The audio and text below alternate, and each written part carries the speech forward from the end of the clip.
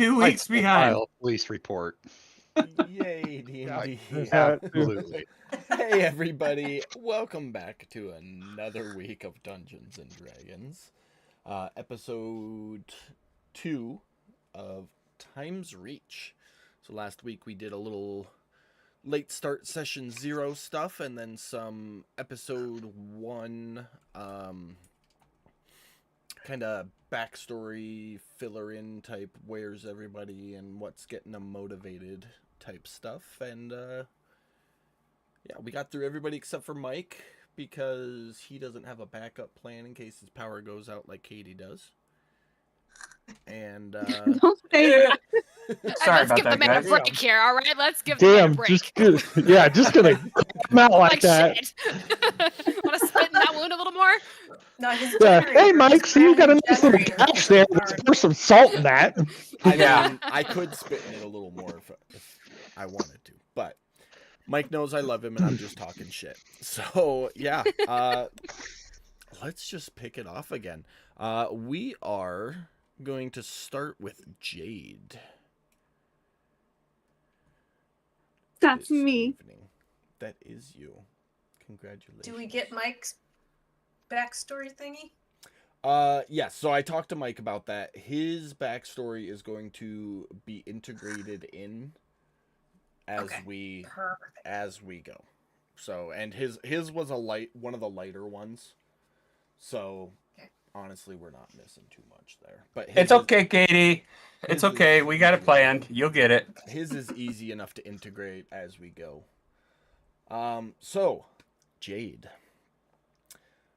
Yes. Last we left off with you, it was a dark night in Deepwater City. You had gone on a little heist to steal a orb of power from a notable gentleman, and succeeding in that venture, you took it to hand it off to your contact, who double-crossed you and called the guards. A small fight ensued, during which your wings were injured, rendering your ability to fly useless.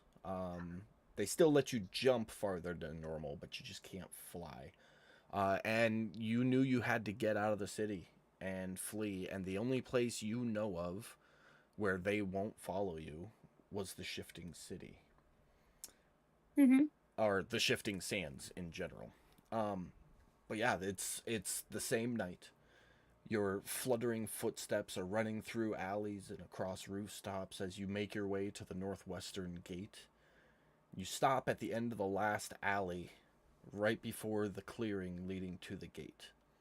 It's very apparent that an alarm has been sounded and reinforcements are at the gate and stopping everybody as they go to leave. I need you to start with a perception check to see if you notice anything else going on in this area.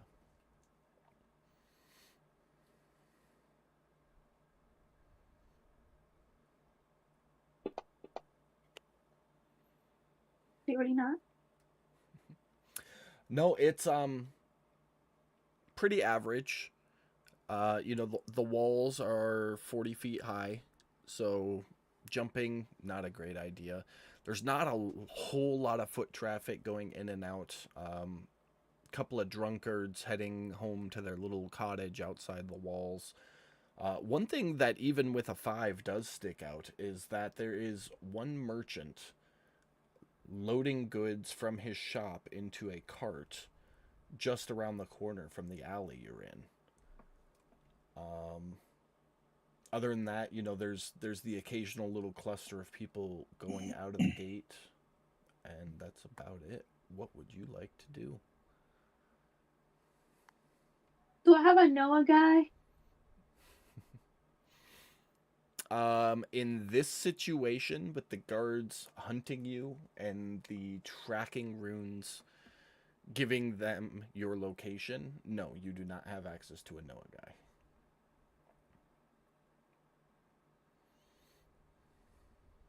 Okay.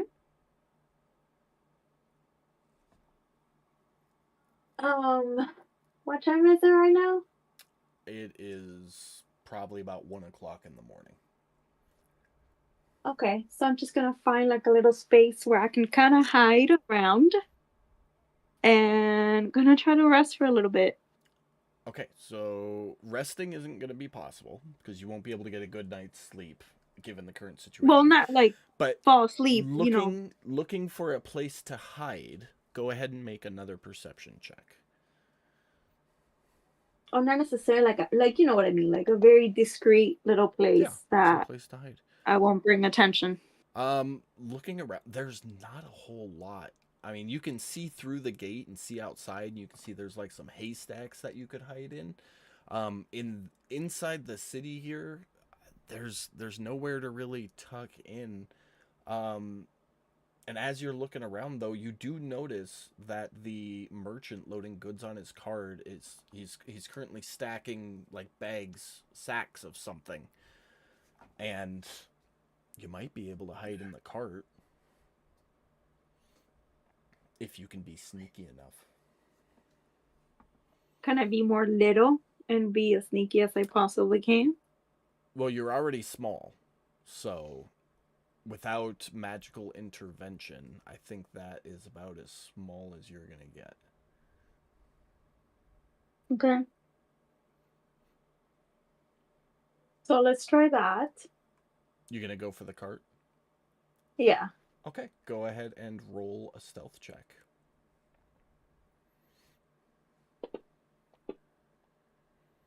Beautiful. Make yourself as small as possible. You roll your wings in so that they are flush with your back. You make sure that you secure all your weaponry in your backpack as you stick to the shadows, creep along the wall, and wait for the opportune moment when the merchant isn't looking, and you gently crawl into the back of the cart, moving some of those sacks on top of you to hide you. While we're at it, can I open one of those sacks and see what's in there? You can definitely do that. You pop it open. It's got some food rations in it, What food? It would like You- hardtack. if the merchant is right there loading the cart, you want to be quiet about it. Like sleight of As hand. possible. Oh, So these yeah. are like burlap sacks, and they're not secured shut. There's just like a single piece of string to kind of keep things from falling. So you could open one up without gotcha. making any noise. But yeah, you open it up and look. Okay. It's just like the rations that you would carry Yeah. traveling from town to town. It's like a cracker and a piece of jerky wrapped with a piece of cloth for a day's ration is all it is. And there's maybe 15 of them in there. So I'm gonna eat a little bit and save some other one in my little pouch. Okay. I will add a ration. I'll add 2 rations to your inventory. Let's make sure we add, not change. Okay. Are you doing anything else to secure your hidiness? With the 22, you're pretty well buried there. Yeah, no, not really. I'm little, so I'm not making much noise anymore. So I'm just, yeah, there. Beautiful. A few moments later, the cart starts moving.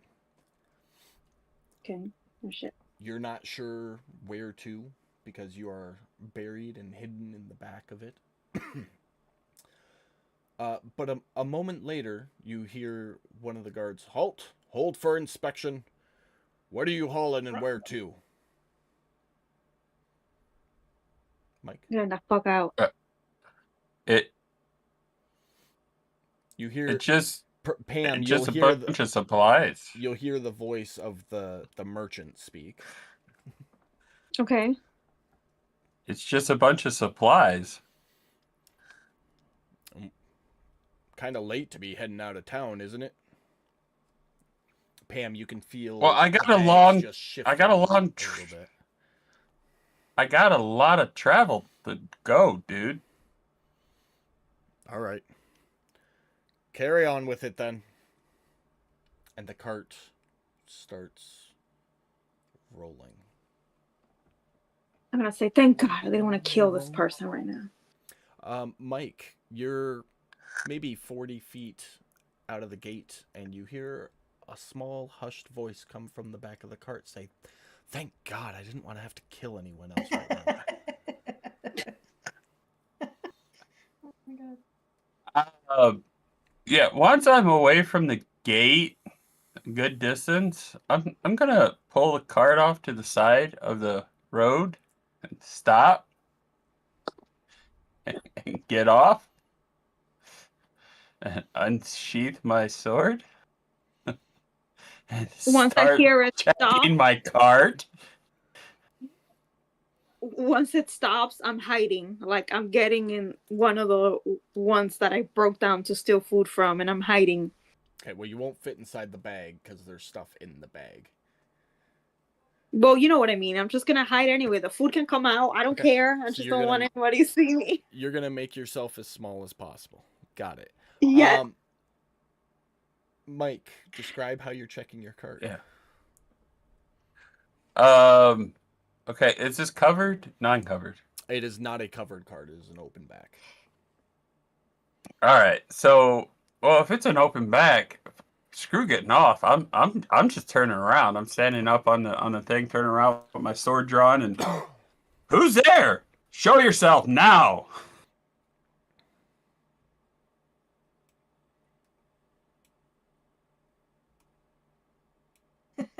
No response. I'm gonna start poking at the bags. If you're in there, this is gonna hurt. Drop an attack roll in the chat box.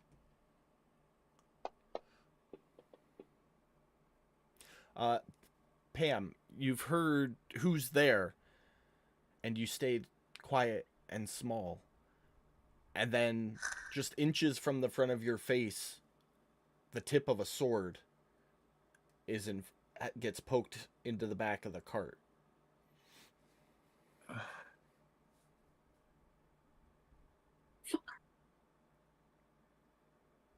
I move. The bags shift, Mike. All right, I'm not gonna miss this time. Get out of there now. Show yourself. God damn it. Wait.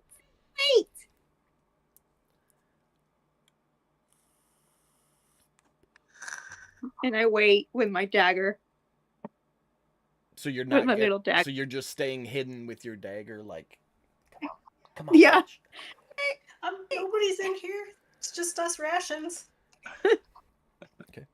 Mike, I'll give you to the count of 3, and then I'm stabbing again. Otherwise, show your face. 1.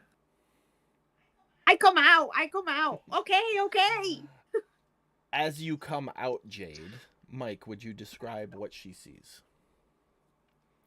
You see a human dressed in.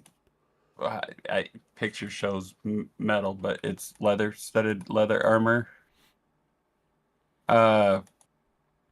He's got a short sword in one hand, scimitar on the other, on his belt. Blonde hair, blue eyes. He's definitely a human.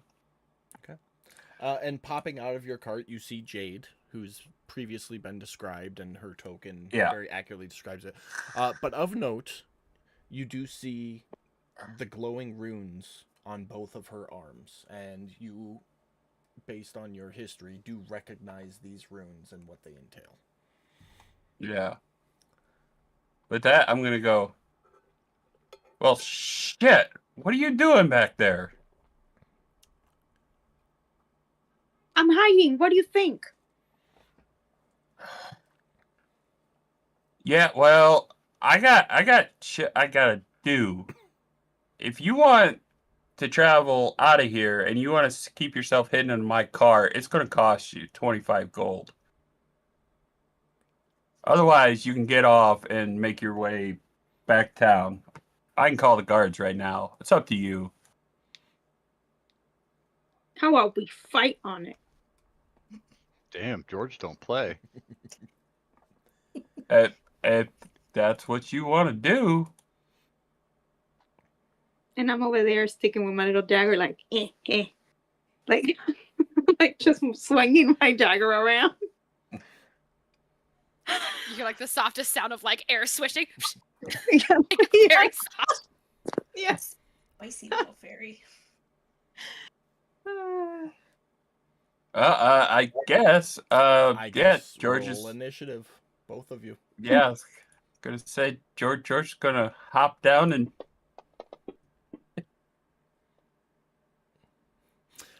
As you hop down, you stumble just a little bit, giving Jade the opportunity to go first.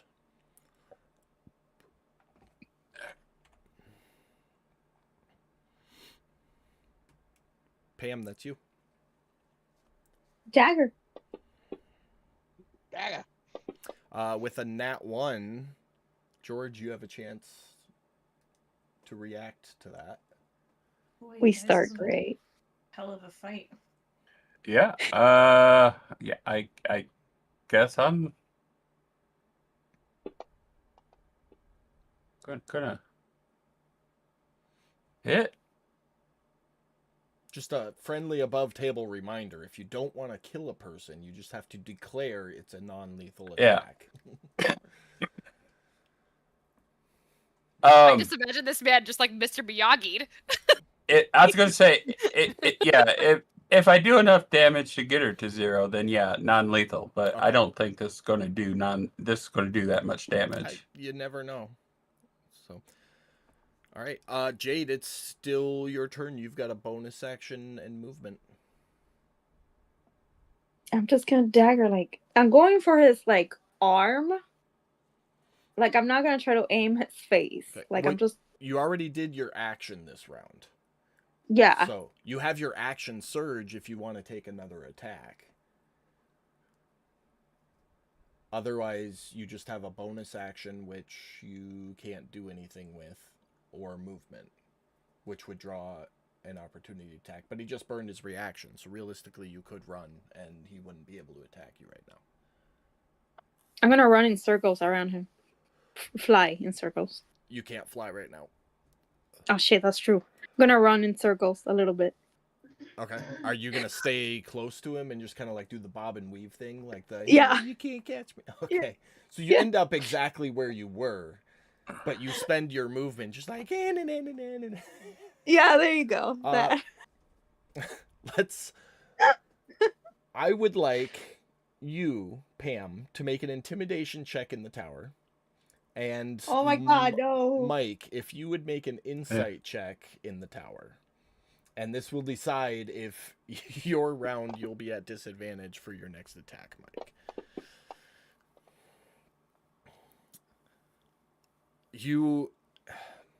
It's like being embarrassed at a clown. And it throws you off your game a little bit. So your next attack here, Mike, will be at disadvantage, and it's your turn. Oh no. Okay. It's kind of like the kid in high school who picks a fight, but you know he's not all there, so you don't really want to hurt him that bad, so you kind of half-ass your swing. You miss. Okay. Let's action surge. Okay. This will be a regular one. All right. Damn. So I take a couple swings and miss. Shit. All right. Anything else? Oh, wait a minute.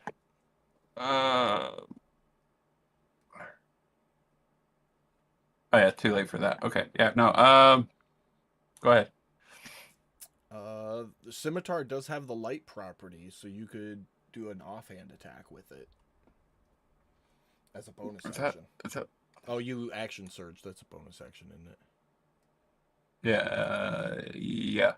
I think so. No, Nope. that's just taking an additional action. Yep. So you do still have a bonus action.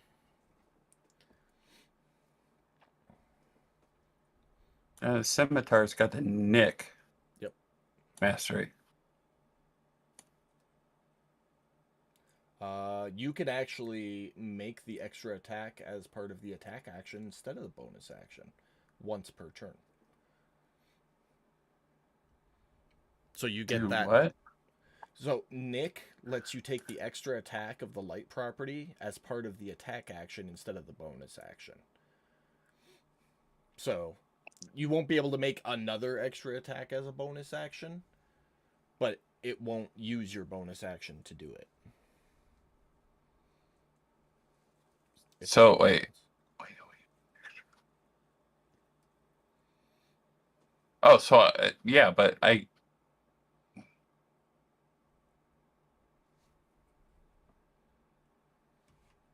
you make an extra attack of the light property, you can make it as part of the attack action instead of the bonus action. Mhm. So I can make an extra attack? I guess I'm not understanding this mastery. It's new to me. Okay, so typically with light weapons, as a Mhm. bonus action, you may make an additional attack. The offhand attack rules from 5e. You just don't get to add your proficiency bonus to it. Oh, okay. With the Nick property, you can do that as part of your action instead of your bonus action. Oh, okay. So yeah, I guess so. So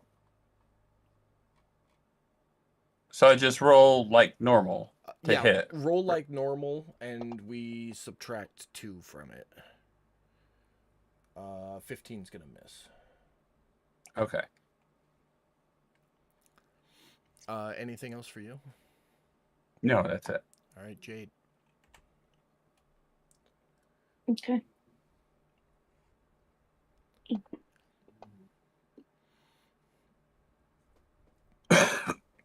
That's I your think she ranged used one. the range. Yeah, use Oops. the top one, Pam. The top one is your melee. The second one is your ranged. My bad. It's all good. Mm. That's gonna hit. Non-lethal. I'm not trying to kill a guy. Okay. 6 points of damage, and your dagger has the Nick property as well. So if you want to make one more attack, you can. We just subtract 2 from everything. So that's It was it a for friendly you. fight. Mm-hmm. I don't know if George thinks this is a friendly fight right now. Go ahead. Well, I George. don't want to kill him. No, he He's doesn't. the only person I know.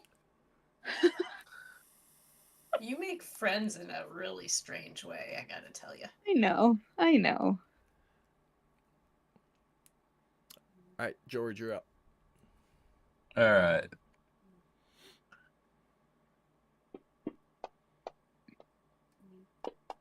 With a crit. I know.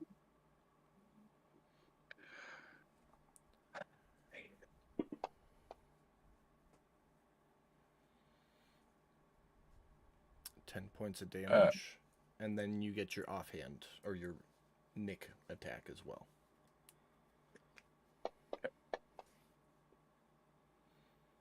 Uh, 15 will miss. Okay. When I use luck, I have to do that prior to. Yes. So the new luck rules is you have to call it before you roll it. Oh, that prior. Okay. Okay. Then yeah, that's it. All right, Jade, feeling a little rough from that hit. He swung and kind of like punched you in the side of the head, and then swiped the scimitar down, leaving a nice gash in your shoulder. Like, you think this is a friendly fight, and he just walloped your shit, and you're like, oh fuck. So I'm there, and I'm gonna be like, why are we fighting? Come on, look to the damage. I'll give you 15 gold, and we can continue the road, because that hurt, man. That fucking hurt. I thought we were friends. You're the one who said you wanted to fight over it. I told you 25 gold, I'd take you down the road. Well, we'll make it 15, because you injured me. Make it 25 because you're making me work for it. You're lucky I don't bump it up to 30. 20. Can you see the cart full of stuff? I'm a businessman, and I'm giving you a break at 25 for making me do this shit. So, you got 25 gold or not? You people are unbelievable. And I pull like 25 gold from my little pouch. You people? What do you mean by you people? You big people with your carts and your. You people. Oh yeah, I forgot about that. She's Let's add something funny to that. She's While I'm like that pulling out my size. gold, some of the scraps of the food is coming out of the little pouch. As I give him the coin.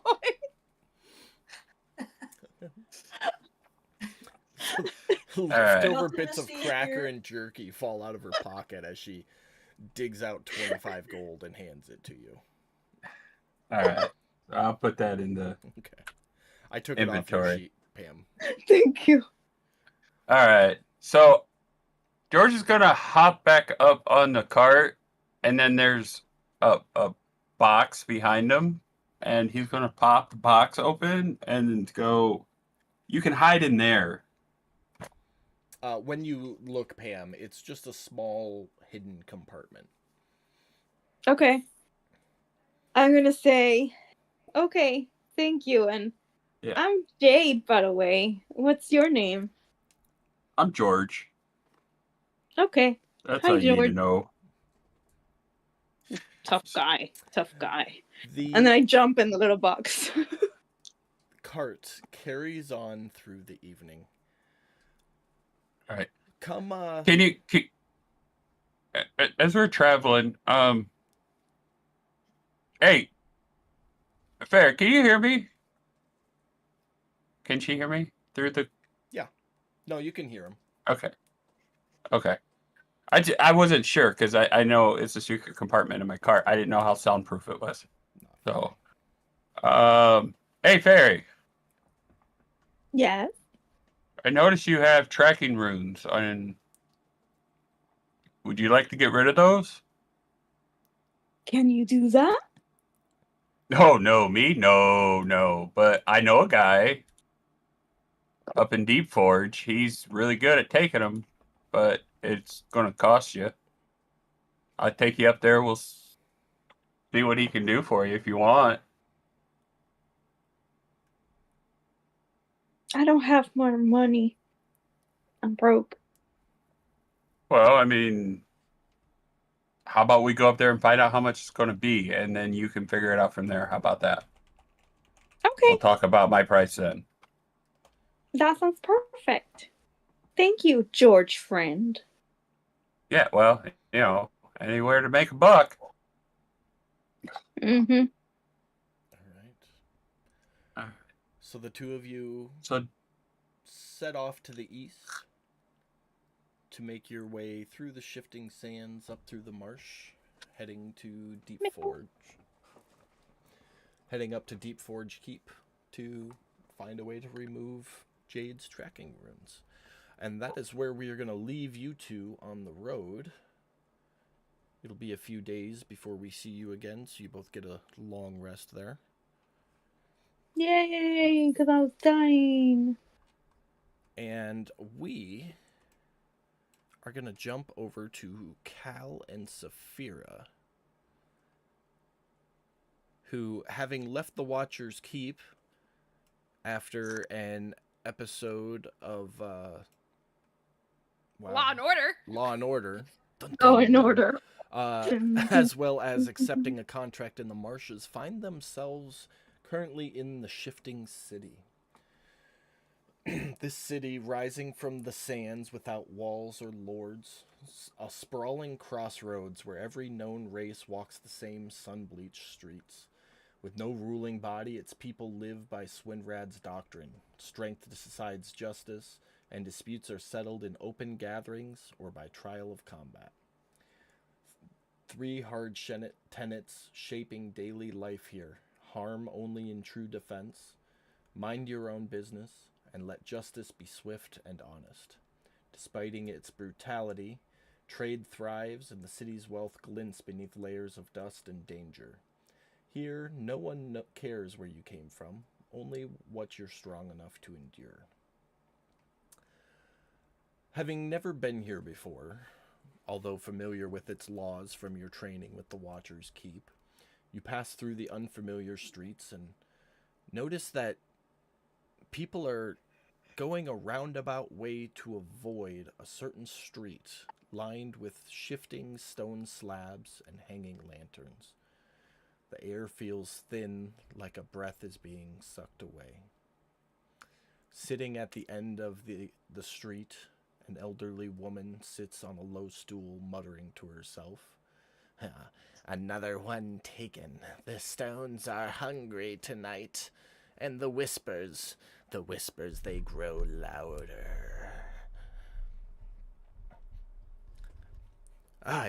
You two. You look as though you could hear the whispers.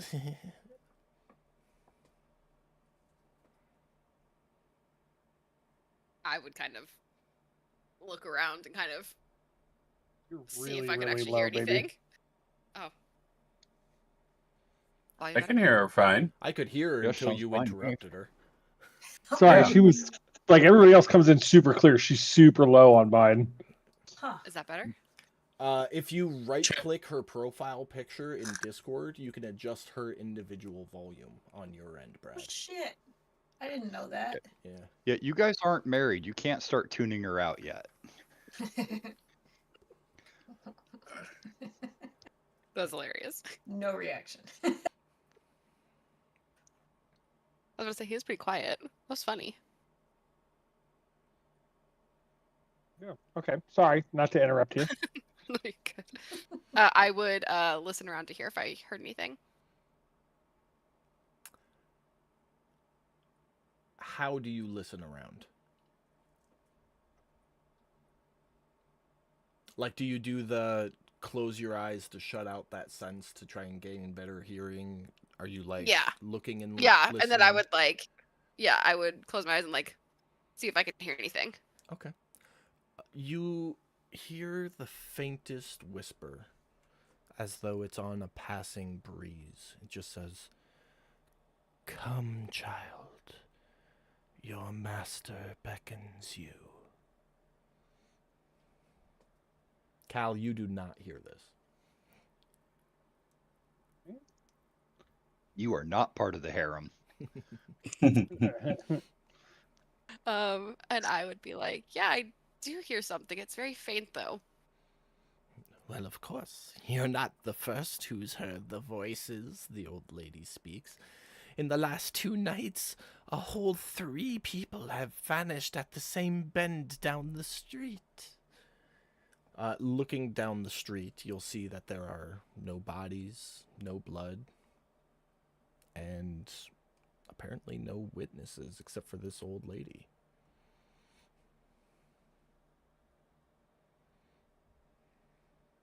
Do I notice anything off about the old lady? Make a investigation check. I'm assuming Cal can at least hear the conversation that she's having with the Oh, old yeah. lady, Yeah, right? no, absolutely. You just didn't hear that one whisper that Saphira heard. I keep wanting to say gallon. Okay. With a 10, sorry, go ahead. you look at this old lady for a moment, and nothing really seems out of place with her. I mean, she's your standard kind of half-cocked seeming old lady, but while you take that second to look at her, she takes the second to look at you. She goes, "You're marked. The stones know your patron's scent, my dear." And as she says that, the stones kind of shift a little bit.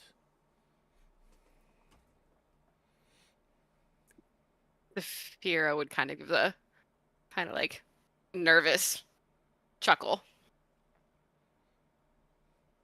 Haven't met many before who know of him. Them, whoever they are. He, she, they. I couldn't tell you. I'm just a crazy old lady. Brad, what were you going to say? I was going to ask to roll insight on her to see if, like, I don't know if insight would be the correct thing, but I'm kind of going with it, seeing like if there's more to what she's saying. Yeah, insight check to see if she's legit.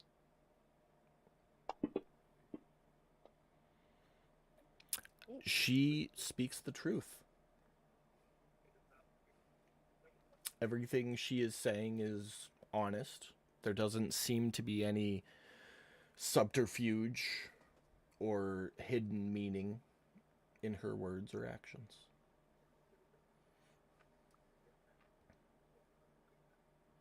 So as she's talking to Saphira, Cal's gonna look at her and say, "Enough with your witchcraft, old lady. Tell us what you want." Oh, I don't want anything. I'm just watching people disappear down the alley. That's all. Or down the street, rather. And you think it's because of my patron? I don't know. I just know that you're marked. And the stones know your patron's scent. As she says that, the stones kind of wiggle a little bit again.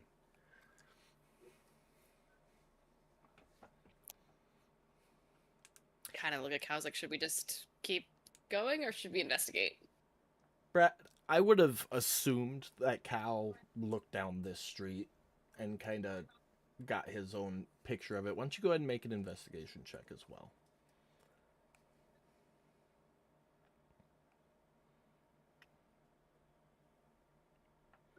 Here. Nada. Even with a 5, believe it or not, about halfway down this street is an alley. And you spot, just going around the corner into the alley, a faint scorch mark, a small shard of polished black stone, and a faint dragging pattern. Almost like somebody took a broom and just dragged it around the corner instead of sweeping around the corner. Does that make sense? Not saying that's what you think it was. I'm just trying to paint the picture in your mind. It's like something got dragged around the corner. Oh, it's a scorch mark with a black. Would you say a black what? Polished stone. There's just a little Polished piece stone? of polished black stone. A little shard of polished black stone. Saphira, Drag marks? as all this is going on, you hear another whisper in your ear. You didn't have to close your eyes or try to hear it this time. But the whisper says, "It's time to unlock your true power. All you must do is come to me." I would look at Cal and I'd be like, I think I'm supposed to follow this voice. Make an Arcana check for me, by the way.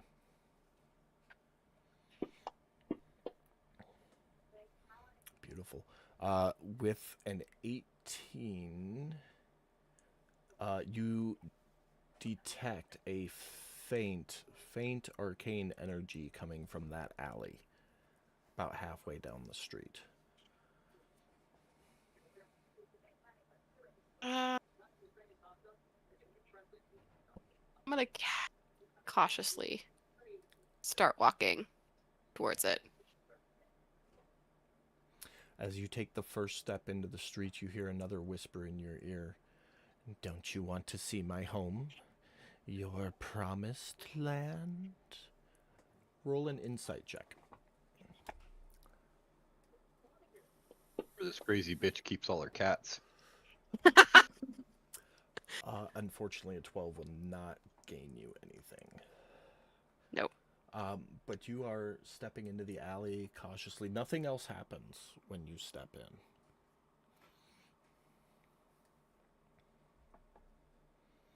I'm gonna reach out and grab Saphira by her wrist real quick. Just as like a quick pause.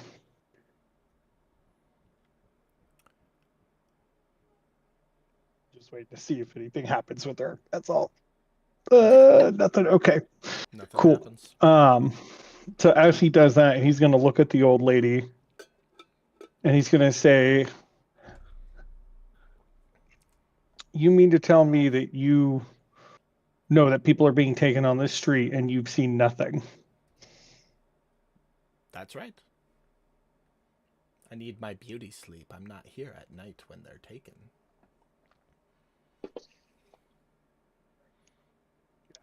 Tell me the Definitely truth. don't know shit.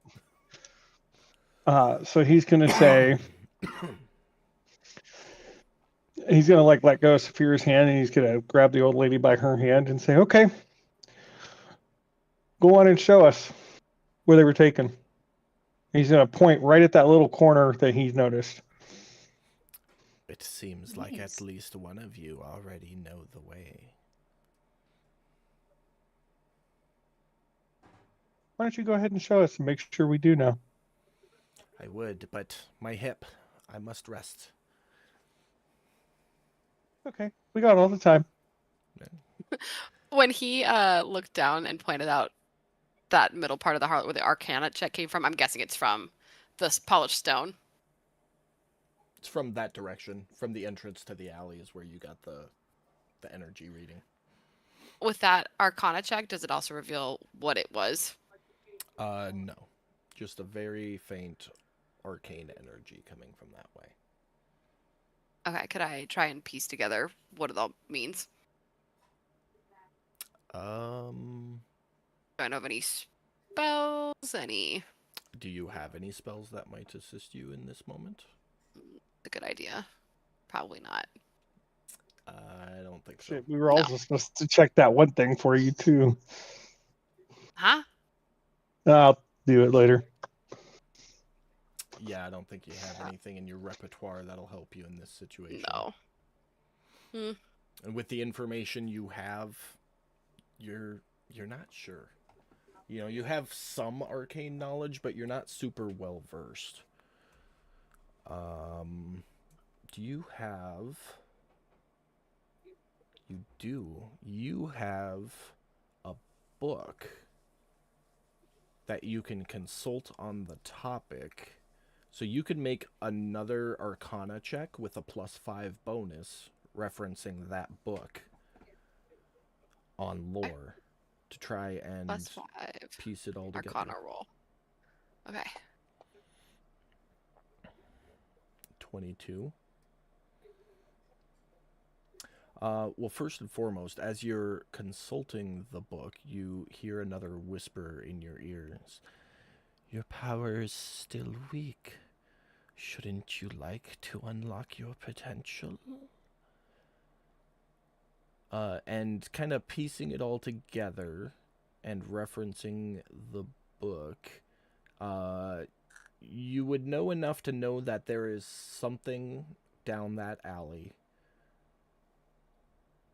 Not strong per se, but strong enough to radiate the arcanic energy that you're picking up. Is this a voice I recognize? That should have been the first question I asked. I should have done Stranger Danger, guys. I really screwed the pooch on it. I actually already had you roll for that and completely forgot to say anything. It is. It is the voice. Yeah, you see the candy first, then you get in the van. Yeah, literally, I'm going straight for the van. It is the same voice that has spoken to you since you were granted your powers. I'd look at Cal and be like, I think I need to follow this. It keeps telling me something about banding my powers. Pretty sure this is my patron. I don't sense any lying here.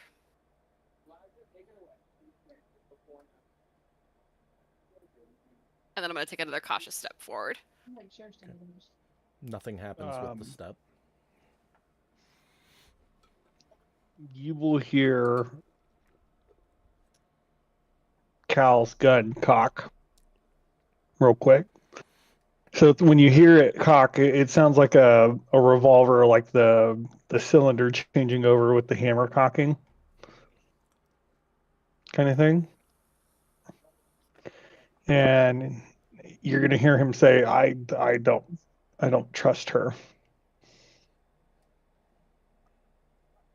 I know, but I think I need you to trust me on this one.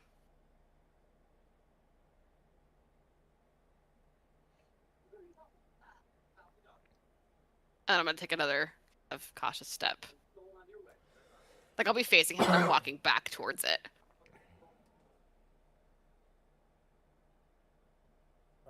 Nothing happens. Cal will decock his gun, and he's gonna look at the old lady and say, "Be gone with you. You better not be back here when I get back." So rude. And she will, with her walking stick, very slowly start hobbling off. As she hobbles off, he's just gonna be like, "So much for a bad hip." Better than getting shot.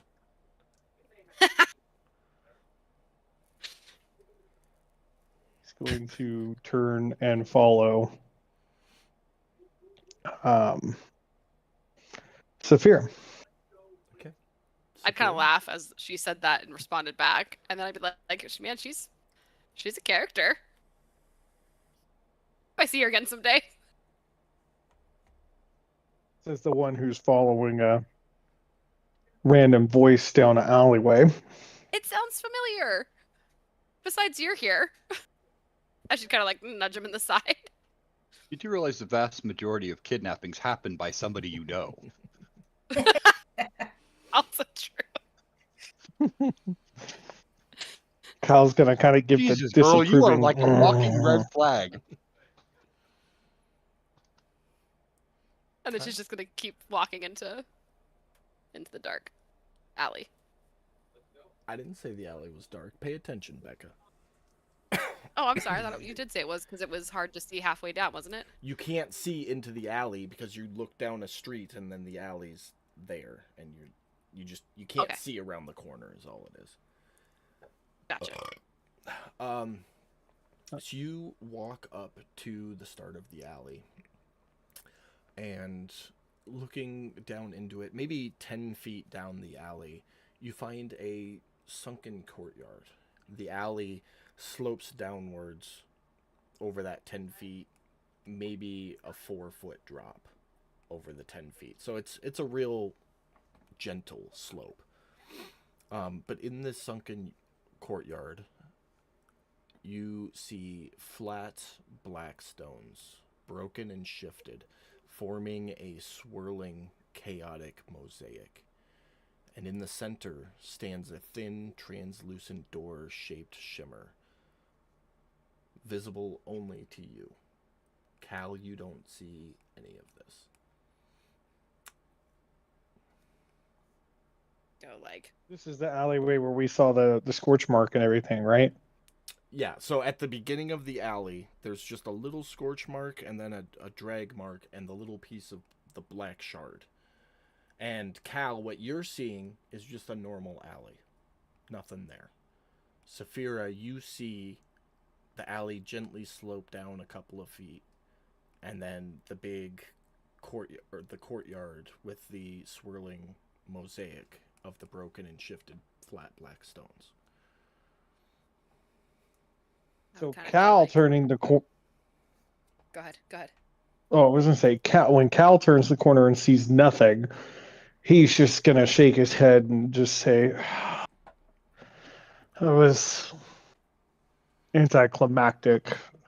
And you're gonna hear him kind of grunt under his voice and just kind of shake his head and turn around, just stupid old hag. And Saphira would kind of like, as she saw it, she'd kind of like take a breath, and then kind of be like, "Oh," and then start walking towards it. And then she'd be like, "You don't see that?" To clarify, Saphira, this is extremely out of place. Just for the record. Oh yeah, no, like I'd be like shocked, Okay. aghast. Got some popsicles in the Flippers. cellar. My Just making flabbers sure. would be gasted. And then I'd start walking towards the stone. Okay. Cal's gonna turn back to her and say, "See what?" I would describe it. Sloping, sunken courtyard, As she Black stones starts all in the middle. talking through the description of every detail that she's seeing, those details start appearing for you one at a time, and the illusion is lifted. You can now see it, Cal. Guess the old hag wasn't as crazy as we thought. Saphira, as you take that first step into the alley, roll an Arcana check for me. Okay.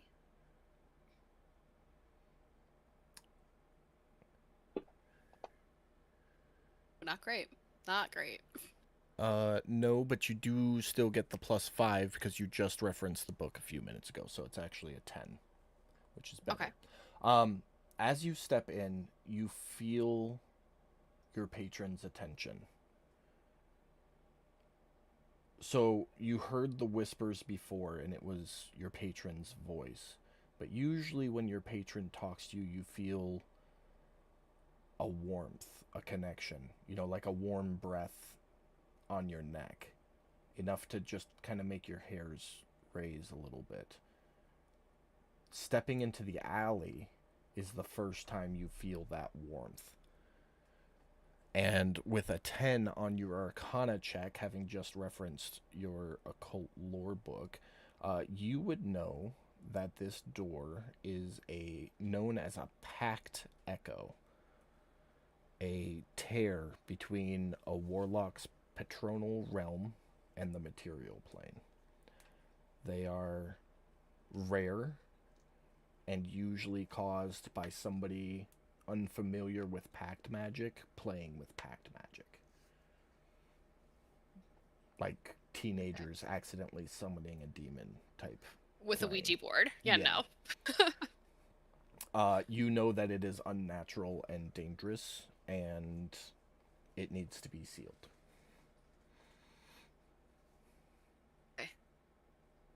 Yeah, I would turn to Cal kind of eyes wide and be like, this should not be here.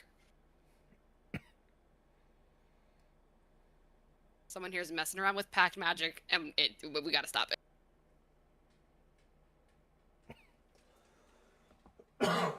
You're just gonna hear a grunt from Cal.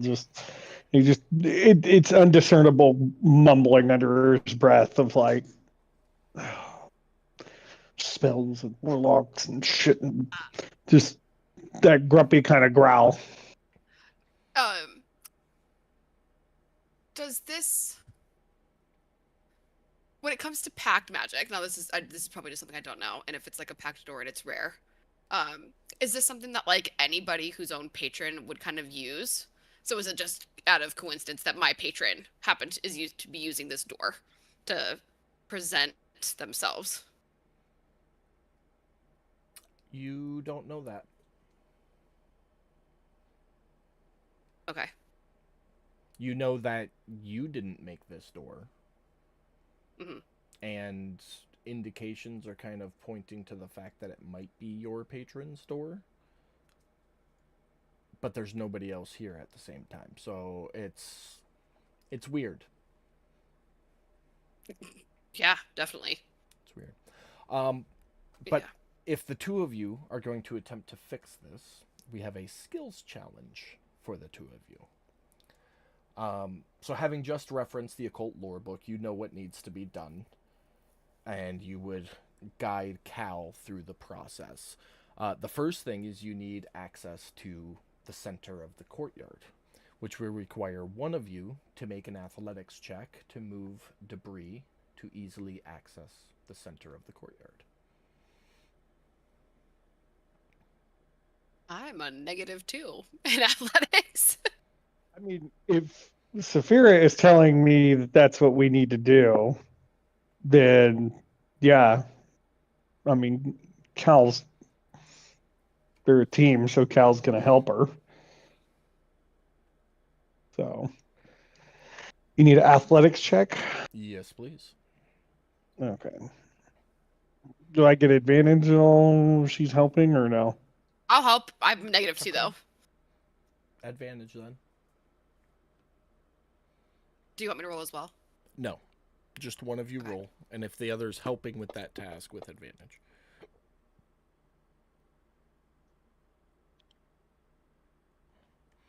Okay. I'll get to your message in a minute here, Brad. You're able to move the large chunks of debris that would block your access to the center. As you start making your way to the center, the stones shifting, some of them suddenly. I need just straight dexterity checks from both of you.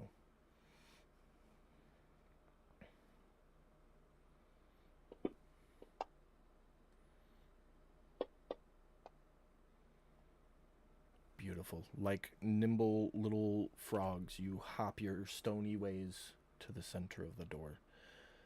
Saphira, knowing that this rift needs to be closed, you reach your hand out, place it not on but against the door, and channel your patron's energy into it to will it closed. Make an Arcana check for me.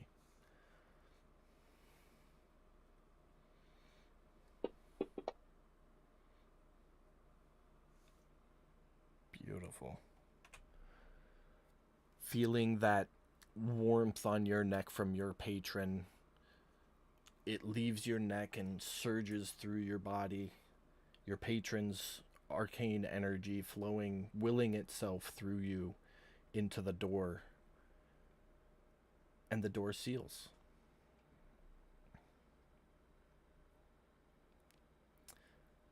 As the door seals, the swirling black stones sink into the ground. The ground levels back out, the normal paved stones returning. And you hear your patron's voice in your ears again. You have tasted weakness of a lesser patron and survived. Grow stronger. And Becca, you get to level up. Ooh. As the last of the stones falls still, the oppressive atmosphere lifts. You hear the familiar voice of the old woman behind you at the entrance to the alley, leaning on her cane. Ah, so it was just your shadow all along, eh?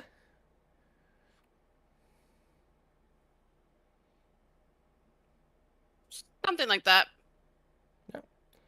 Well, at least somebody gives a fuck. And she turns and hobbles away. As you go to leave the alley to continue on your journey, at the entrance to the alley, you find a small bag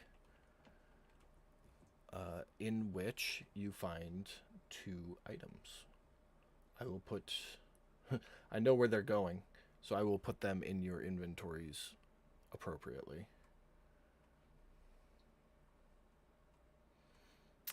Becca, yours is the top item, and Brad, yours is the third from the top in your inventories.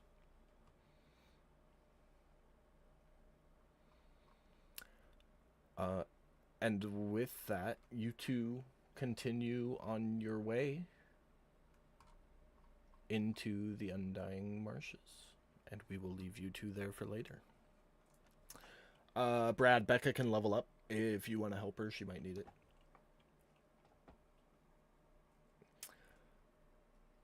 The Undying Marshes.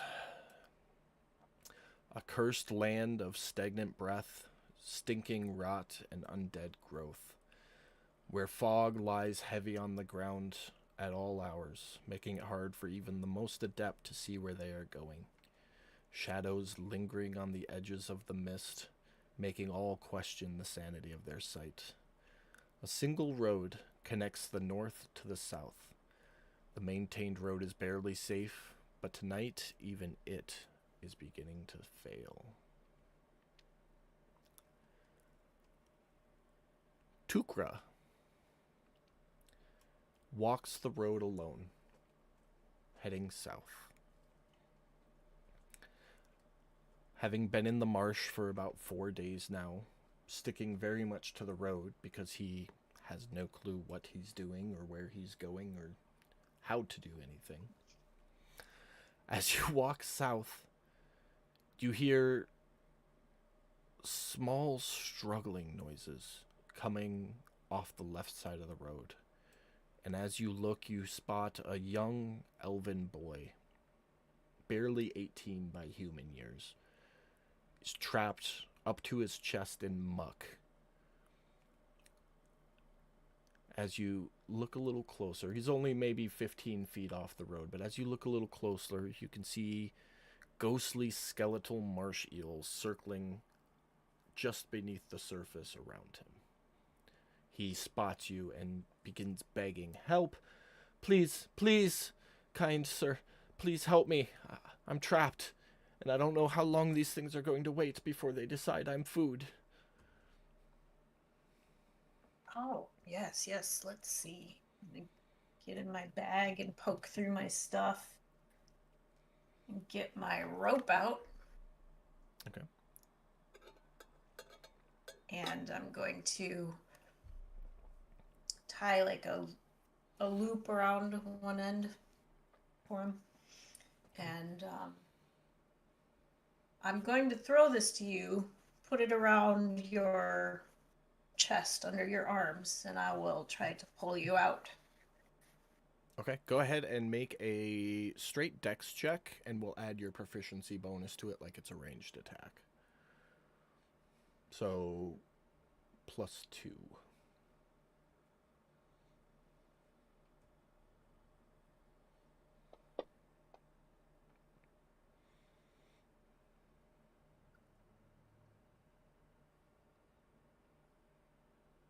Okay.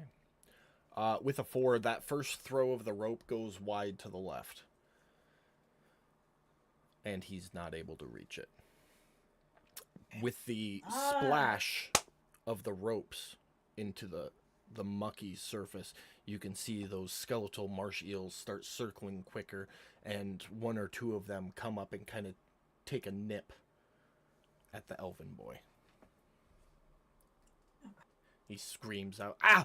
Ow! They're attacking! Please, please hurry!"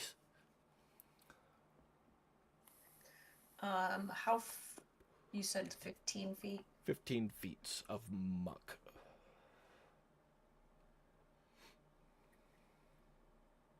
I'm gonna coil my rope up and put it back in my bag and wade in. Okay. Within the first 3 steps, you are up to your hips in just absolute muck, and it is taking all of your strength to continue your way forward. You're about 10 feet away from him now. Okay.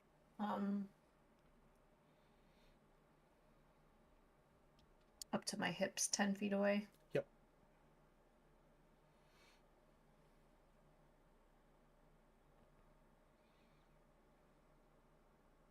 I guess I'll try the rope again from there. Okay. Maybe. Go ahead and give it a +5 this time, as he's like right there. So you're basically doing like a toss hand.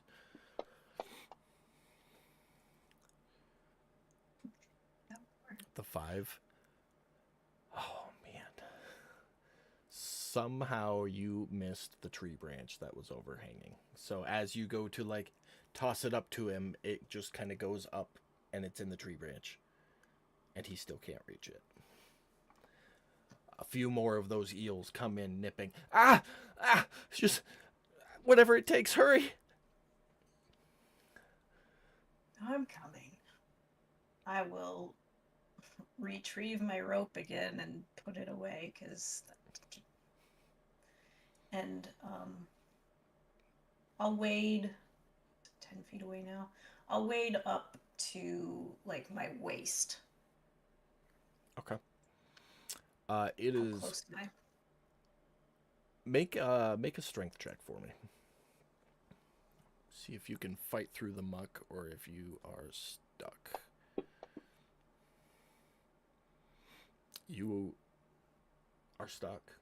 You go to lift your leg to move forward, and that suction effect from the muck keeps your leg firmly planted. You try with the other leg to the same effect, and you realize you might be in a bad situation right now. What's for Well, this turtle is power? Embarrassing. How close am I to him? About 10 feet. Still 10 feet. I guess I'll try my net. I presume my net is at least 10 feet in that direction, so I don't have to. Put it in the item.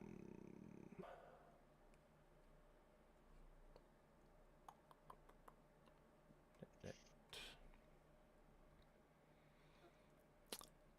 Target a creature within 15 feet of yourself. Dex save, and he's gonna choose to fail, and the net spreads out a little bit. So yeah, with the net, you like completely cover him with the net, and he quickly runs his arm and grabs up to it and goes, "All right, quickly pull." I will pull since I guess I have lots of. I'm stuck, so I shouldn't have any trouble Make a pulling strength. against the stuck one. Make a strength check though, because you are pulling him out of the same muck that you are stuck in. 16. A That's little better. 16 will do it. With that very satisfying, you hear him pop loose out of the mug. The skeletal marsh eels quickly disperse, their potential food source being gone. And with a 16, I will say that you are able to like heave him out of the hole, pull him to you, and push him the 5 feet back up onto the road. Once he is there, he will help you out of the muck. And the two of you will be standing on the road together. Okay. So, thank you, stranger. Not many would have stopped. I very much appreciate it. I'll pat him on the head and say it's the least I could do. Can I accompany you home? Oh, home is a far way, and I must complete my hunt before I am able to do so, but as rule of my tribe, I must give you something for saving my life. And he Pat my head. takes off his like satchel and gives it to you. My name is Heward, by the way. I come from the north, from the Ashen Village. If you're ever there, please look me up. You will be warmly embraced by my family. Heward. Pleasure is mine. I am Tukra from the Deepwood Village. It is an honor, Tukra. Thank you. You travel south? Is that him asking me? Yes. Yes, I travel south for now. No. Use caution. Up the road a little ways is Gloamsink Crossing, and I don't know what's going on, but I think the path there was breathing. I don't know how else to describe it. Just be careful on your journeys. I will. Thank you, Heward. You as well. And he is going to depart to the north. I'll wave. Nice young And fella. are you continuing south, or what are you doing? Yeah, that's the way I was going. I have no reason to. Okay. South it is. We are going to leave you there for a little bit. And pick up Tom. Tom.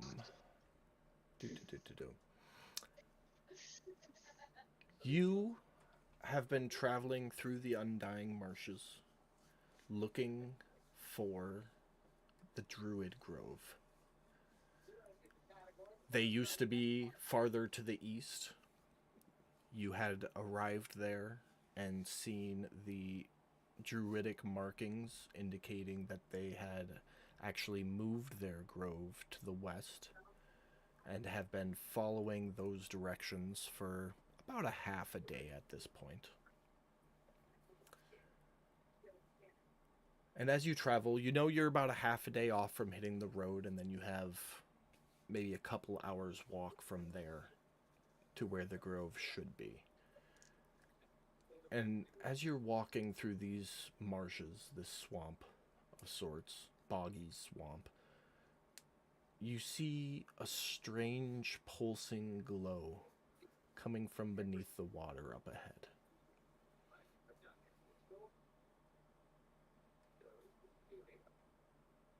I'm going to approach it Okay. How are you approaching? with my feet.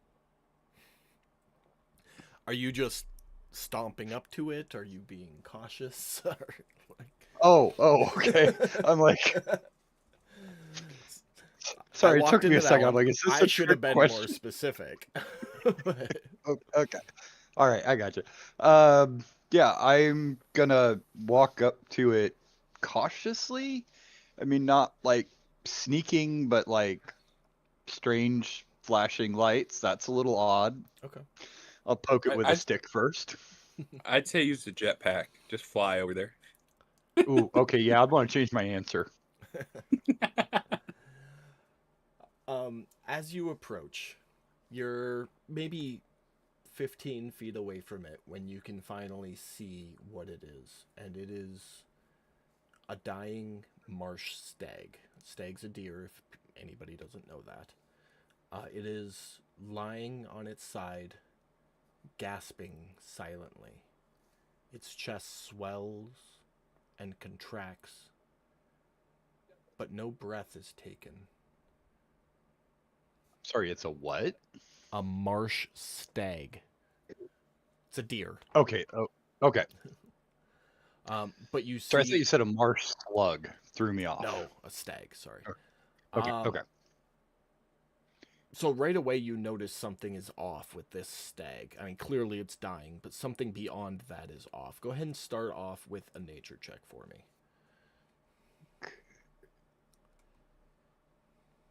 Nature. I'm kind of good at those. I mean, you're a druid, so I would hope so. Dirty 20. Beautiful. With a dirty 20, you note roots acting like tendrils are like edging this creature, if that's the right word. Not sexually, physically. They're like, yeah, you're a dirty little deer, aren't you? The deer's on the ground, and they're just kind of like, just up on the around the edges of it. Like And they're just waiting for it to die, kind of. they're like Something hugging. like- They're like hugging it, basically. Y- And using your fist as a demonstration is not helping this you know what? non-sexual If idea. you guys would I'm just let telling me you. fucking finish. You can see that every time the stag, quote unquote, takes a breath, these viney roots are what's making it breathe. And every time the breath comes in, a necrotic force flows from the stag to the vines and off into the distance, heading towards the road. The marsh stag, still alive but dying, is clearly in agony.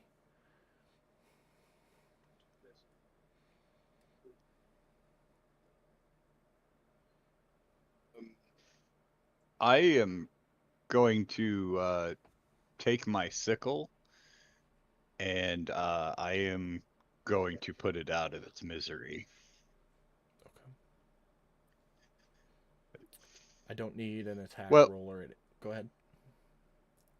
I mean, looking at it, does it look like something I could heal, or like this thing's on its last dying breath and now it's just an existence of pain? Make either. I'm gonna call for a medicine check on that. Okay. The 9, it's been here a long time. You can see that some of the wounds caused by this vine root thing have already gone deep and gotten infected, and it's probably well beyond your healing abilities.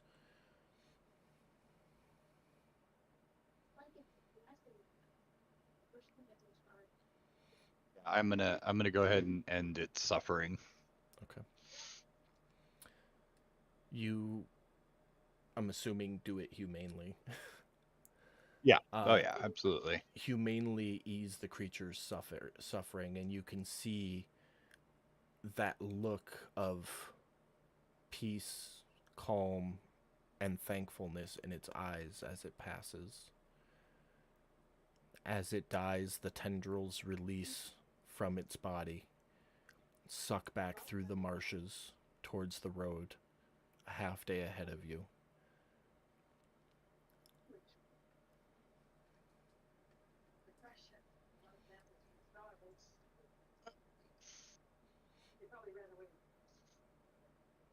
Let me look at something here.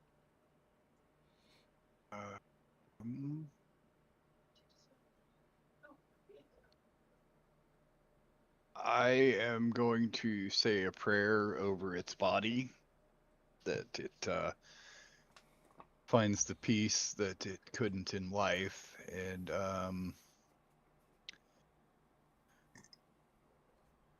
does it look tainted at all with like this necrotic stuff that was going on, or So they were like siphoning energy out of it. The body looks like it has some nasty infections, but all the wounds it has look. Well, make an investigation check for me, actually. Sorry, I should have called for that first. Beautiful. Yeah, the wounds look infected, and deep. You don't see anything on the body that would indicate any type of corruption or contagion.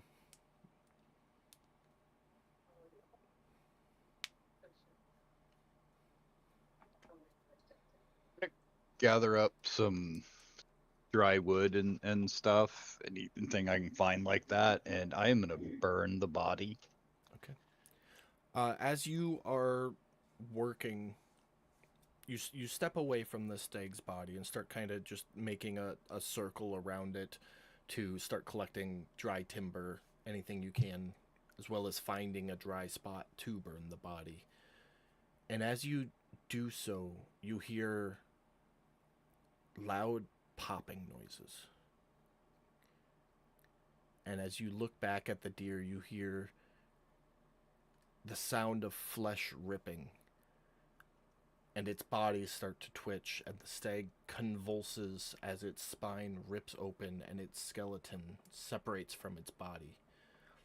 Its bones, poisoned with that same sickly green that swallowed your home weeks ago. The stag's skeleton lets out an eerie laugh, impossible for that of a stag to make, and I need you to roll initiative. We're going to do this right here on the world map. So we are going to call you 15 feet away from it. I'll move Tukra out of the way.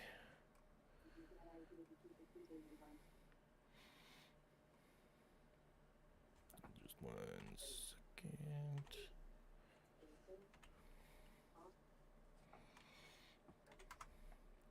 second. And you get to go first, Tom. I know the token is that of a humanoid skeleton, but just imagine a stag skeleton.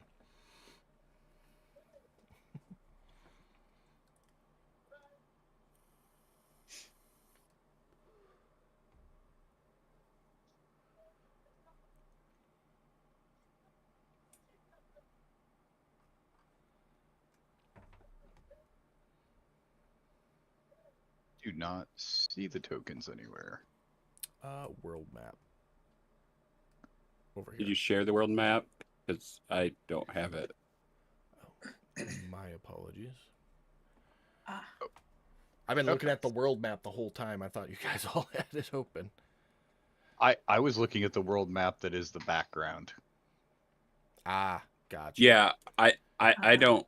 I can't put I don't. tokens on the background, so you have to actually open the map up when we're using tokens on that. That kind of threw me. I went looking for it and I couldn't find it. You weren't here last week, so it didn't get shared to you, Mike. Mhm. That's why you couldn't find it. Oh, okay.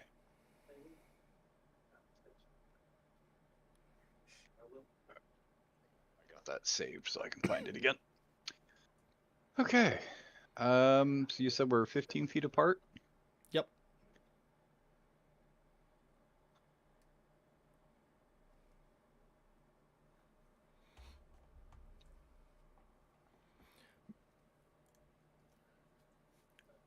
Hey, Becca, check your Facebook.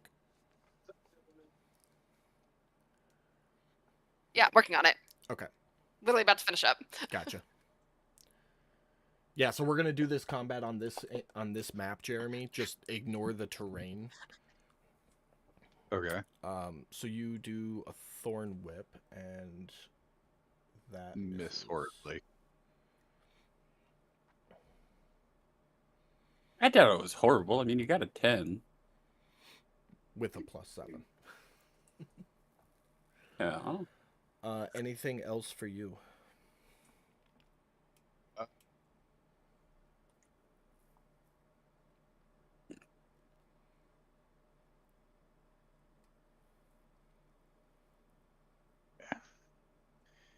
Yeah, I'm gonna back up 30 feet. Okay. That's it. Yep. All right. Brings us to the skeleton. The stag skeleton, which with a movement of 40 feet is going to trot up right next to you Fucking course it is. and attack. Wait a minute, I should be 45 feet away. So So that's 15, then I moved 30. he was there, you were there. 30 would have been 5, 10, 15. 5, 10, 15, 20, 25, 30, which makes him still 30 feet away. Now, if you had gone 30 feet, 5, 10, 15, 20, 25, 30, I'll put you on the edge of that, would make it 45. Straight line away. So we'll do that. Okay, that's kind of what I just wasn't sure if it was okay to go off the map. Yeah, I mean, I don't think it'll let you go off the map, but yeah. So he'll do his 40 feet up to there, and that will end his turn. Bring us back to you, Tom. God damn it! Now I'm gonna sound like a news reporter for the next rest of the campaign. Back to you, Tom. Back to you, Tom. I wondered how long it would take you to catch on to that. Now I have to kill your character, so I don't have to deal with that. Go ahead, Jeremy. All right, let's try this again. That hits.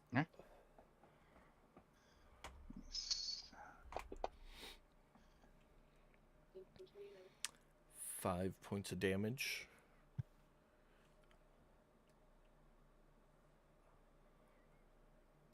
And you have the option to pull it up to 10 feet closer to you if you want.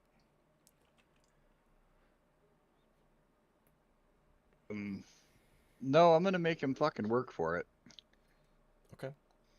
Anything else for your turn? No, because I can't outrun him at this point. Okay. He is going to close the gap and take an attack at you. It's going to say short sword, but it's a hoof kick. And that does hit.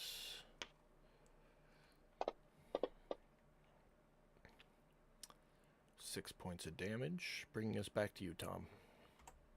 For more weather.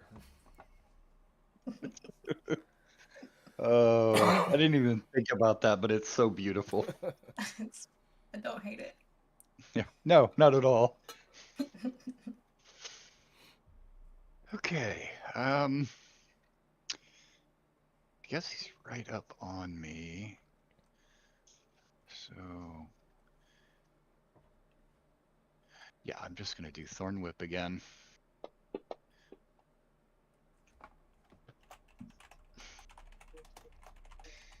And fail.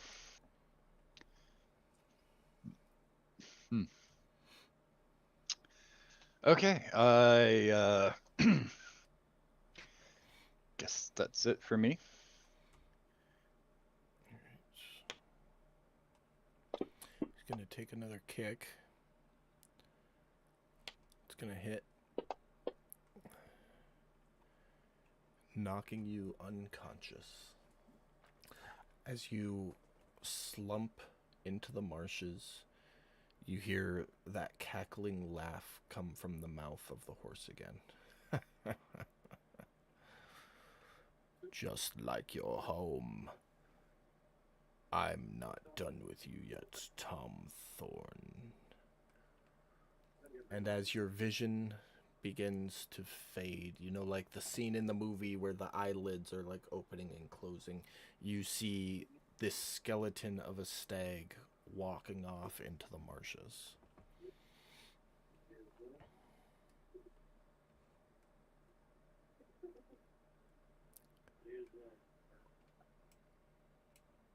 That's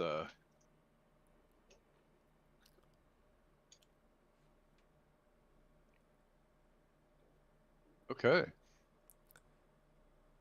You don't know how much time passes. You don't know what happened while you're unconscious. All you know is that stupid fucking skeleton should have been the end of Tom's story.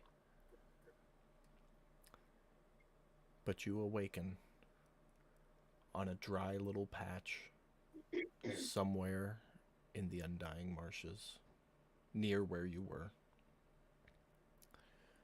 Your wounds cared for.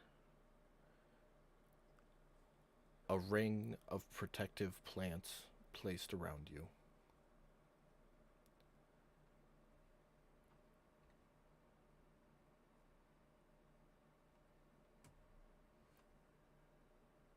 Like druidic runes?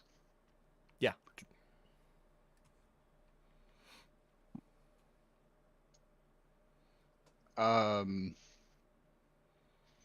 I am going to I'm gonna look around, see if I see anybody else anywhere near me. Make a perception check.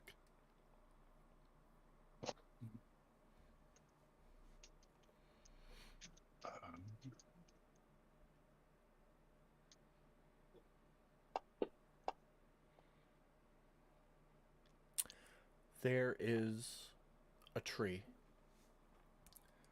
Excuse me. Very near to where you woke up at. And on it, carved into it in Druidic, is a simple message. It says, "You're heading the right way. I'll see you at the grove." And that is where we are going to leave Tom.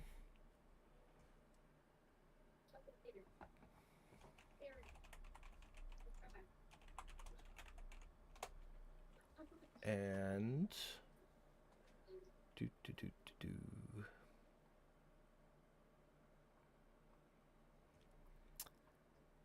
jump to Jade and George.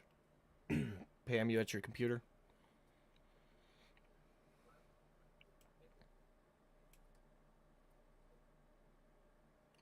Pamela.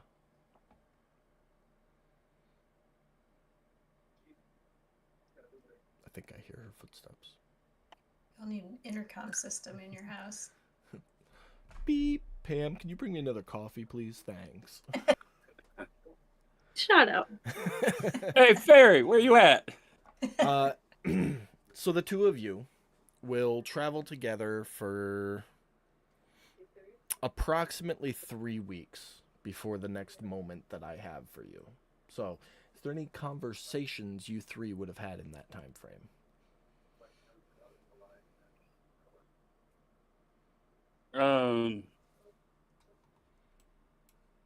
No, not necessarily unless she asked me something. But she would notice that I was checking on things in the cart on a regular basis. Okay. The only thing he will notice from me is that I keep trying to fly and like just see me practice over and over again. Like It'd be pretty apparent to you too, Mike, that her wings have rips in them. So as she tries, Yeah. it's not going to happen. We haven't had the conversation of what happened. It's just he will see me just try to fly around and nothing major, just casual conversation of anything we encounter during those 3 weeks. I mean, if I see you trying to fly with broken wings, I'd at some given point in time be like, you know, I'm no engineer, but I'm pretty sure you can't fly when things are broken. Just saying, it's obvious those are ripped. Yes. You don't say. But I'm gonna No, keep I do. trying. I do say. That's why I'm saying it. I'm trying. I'm strong. I can fly. I know I'm injured. But I believe still I want can to keep trying. It's gonna be a long 3 weeks for those two. Yeah, like I know that I'm injured. I need healing, but in the meantime, maybe I can heal myself. Well, what kind of trouble did you get yourself into to end up with those? We don't What mind me kind of trouble asking. did you get into? Cart merchant. Does it look like I'm in trouble? I don't know. I don't know you. You're the one with the tracking runes. It's normal where I come from. Make a deception check, Pam. Okay. I'm gonna laugh so And hard if she nails Brad, it. or Mike, go ahead and make an insight.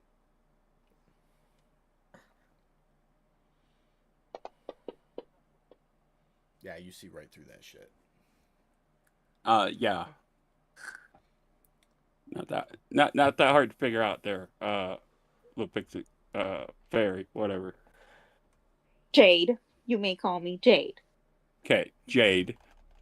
Yeah, no, you don't pick those up just because your mama wants to know where the hell you did something.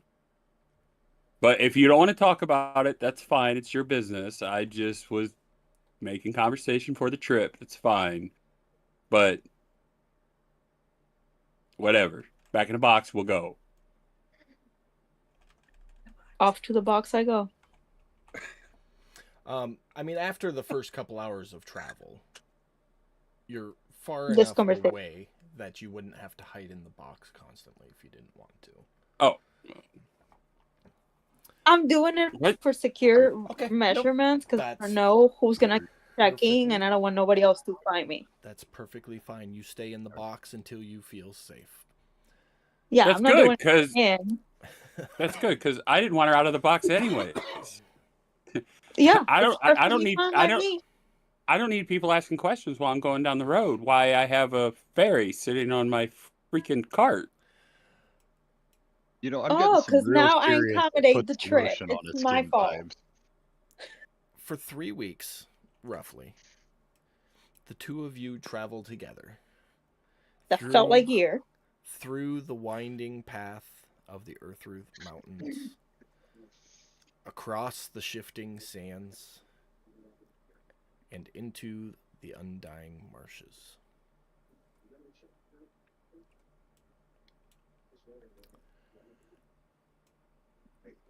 You are a couple of days into the marsh, coming up on the halfway point. You approach a crossing known as Glomsink. George, you've made this crossing a couple times. You know that there are sections of a plank walkway in a circular shape, bridging a waterway between the two pieces of maintained road. You know that this is an area Walkway. I can use the cart though, right? So, if you'd let me finish. Okay. There's the maintained ground path that you're on. When you get to the crossing, though, it's old and not as well kept, and it's wooden planked for probably about 40 or 50 feet in a circular way before coming to the path on the other side that's back down on the ground.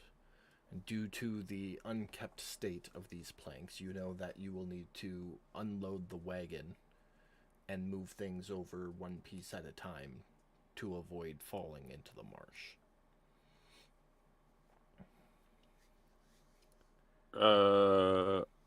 Okay.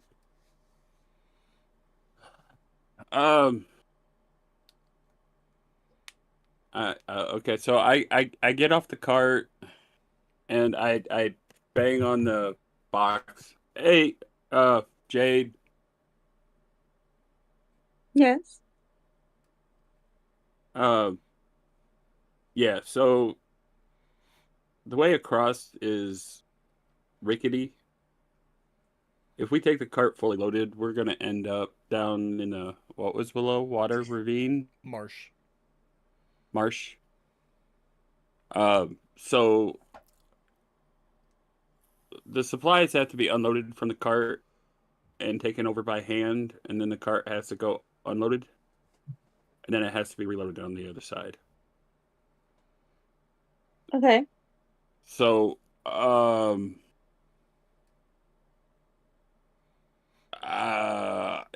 with your size, I'm not going to ask you to help me load or unload this thing, but would you mind sitting on the other side and making sure nothing disappears? I can help you. All right.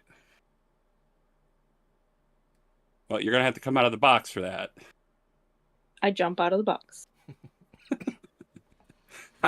All right. Well, I commenced doing all that, carrying the stuff over, and Okay. So you guys are going to haul the goods over first and then bring the cart across? yeah, I'm going to haul the stuff over and just let her sit on the other side with everything. Okay. Because I don't need her dropping nothing. And that's what you're going to do, Jade? Yeah. Okay. Beautiful. I'm saving my chest for last, by the way. Gotcha. As you both begin to make that first crossing to leave Jade and the goods on the far side, eerie bubbles come up from the center of the bog, and out of it rises a mostly decayed corpse, mostly skeleton at this point.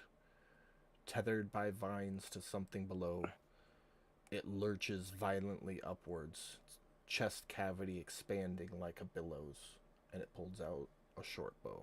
I need both of you to roll initiative.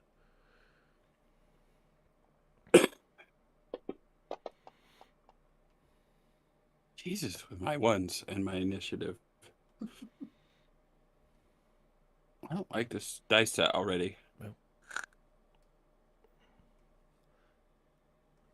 Give me just a second. We disappear.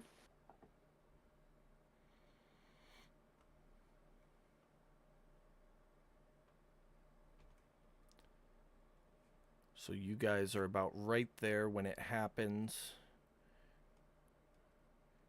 Your cart is the purple box, and the horse is between the things. Okay. Skeleton and initiative. Jade, you get to go first. Okay.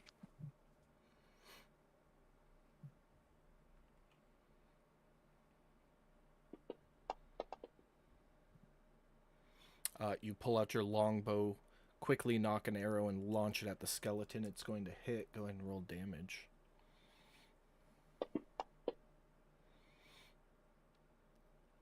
For 12 points. Beautiful. Anything else for you? Look, George, I aimed it this time. Couldn't hurt you, but I'm useful. Alright. Is that it for you, Pam? Yeah. Alright. Skeleton is going to knock its own arrow, taking a shot at George and missing. And George, you're up. George is gonna be like, God damn it! What the fuck? All I gotta. Ugh. Too much shit, man. Okay, so I assume my hands is full of the stuff I was carrying? Yeah, or but did I drop that when he came up? so you still have them in your hands, but you could drop them and draw a weapon as a quick action. I won't charge you anything for it. Okay, because I have a longbow on my back, so Okay. I'm going Yeah, quick to action. drop in. Yeah.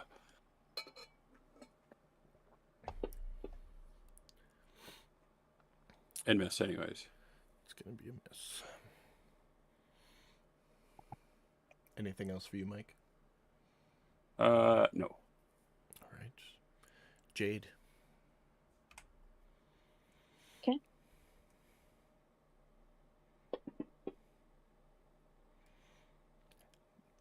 Another knocked arrow will hit.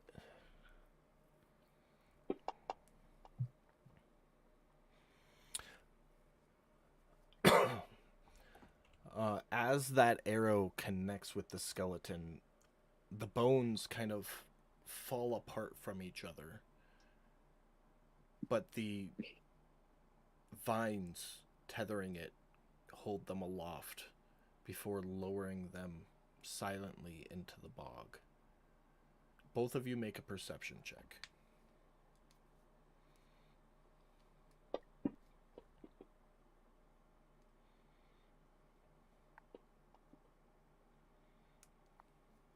Beautiful. Jinx. You both note two things in this exact moment. The first was that thing's ribs were moving like it was breathing, even though it was basically just bone. The second is two sounds of movement. One from the north, which when you look is a turtle coming down the path. And the second from behind you guys, to the east, a furbolg coming out of the trees. And Jeremy and Katie, you guys would have just seen what happened.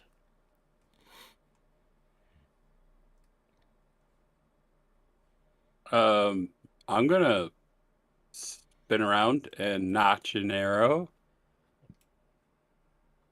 What the fuck is this shit? I didn't know. Has this happened to you before? Have you seen this? No? Huh. Well, I'm not That from shit- here, so I don't know. Dead shit out of the swamps and whatever the hell this thing is. Yeah, we have to be careful.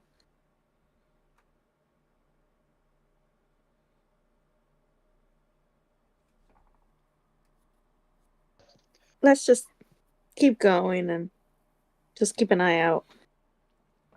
Keep going. That thing's coming at us.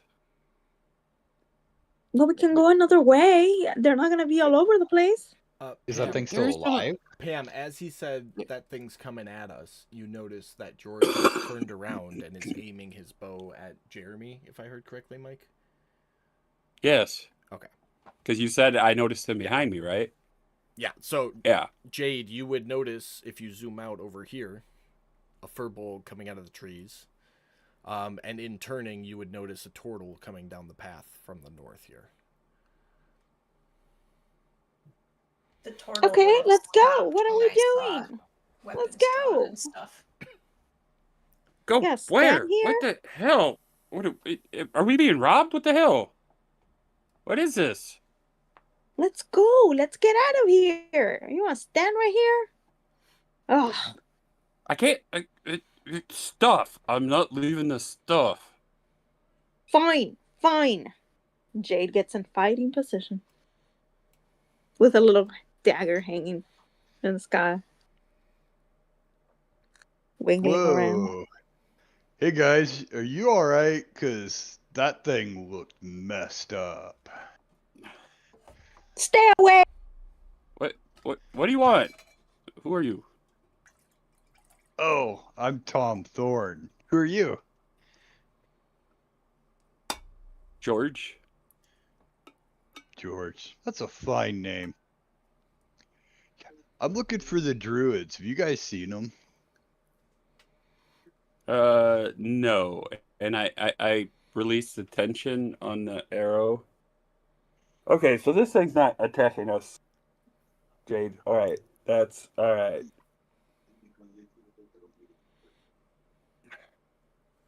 Yeah, you guys like need some help moving that stuff? I mean, I'm not gonna say no, but if anything comes up missing, there'll be hell to pay. I'm gonna look Okay. at George and say, yes, just give random people off the road. I'm an exception. Yeah. But just keep picking everybody else off the road. No offense, Well, Mr. Torn. Hey, we got to get across somehow, right? You want to ask get him you? to pay you? Because I paid you You 25. I didn't say I was taking him anywhere. He's gonna help us get across so I can get you to Deep Forge faster. Do you want to get there faster to get those trackers off? Taking advantage of a small fairy. Sure, Whoa. Torn, you can help us. We will greatly appreciate your help. Sure. Who's the turtle? What turtle? One? we all turn and look at the turtle. Have I ever heard the term turtle before? Oh yeah, you're well aware of what your race is called.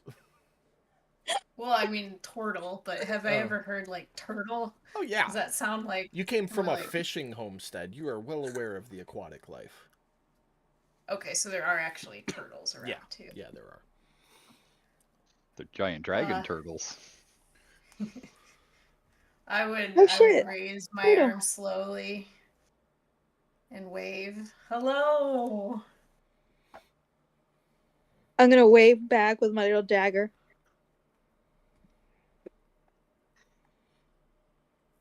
Hello. Hello. You guys can move your tokens too, by the way. Oh. Well, Well, I the cart's here. I guess I'm gonna put away my bow and pick up the stuff that I dropped and continue to get done what I need to get done. All right. Weapons are away. I'll continue on my way as well. Yeah. Yeah, I'll start grabbing stuff and helping Yeah, them move things. As Not much the because I'm very weak. Thanks, Katie. as the Tortillan walks up, I'm gonna be like, look, if you're planning on crossing here, my cart's on the other side, blocking the path. Until I get my stuff across and the cart, it's going to be blocked. So No unless you want to walk through the problem. swamp, Everyone make Um, perception checks. Well, the four of you, rather. Sorry. I literally almost rolled my dice before I realized that. Oh, that's right, I'm not on screen. It's okay. Oops, sorry. Hold on. I did a nature instead. Oops. Thank God, because that one sucked. Not even better. Okay. Beautiful. yeah, I'm in the same boat. George, as you're explaining that your cart's on the other side and blah blah blah, because I stopped paying attention, Tukra holds a hand up and looks. And Tom, you would notice this too on the other side, but the fog in the area has begun to swirl around this crossing. And before either of you gets a chance to say anything, all of the planks rise and fall just like a foot, about a foot. And a massive undead-looking cyst, part fungus, part drowned organ, breaches the surface in the center of the bog, sorry. Its surface etched with ribs of blackened bones. It begins inhaling and exhaling, vines rising up from around it. And I need everyone to make a dex save.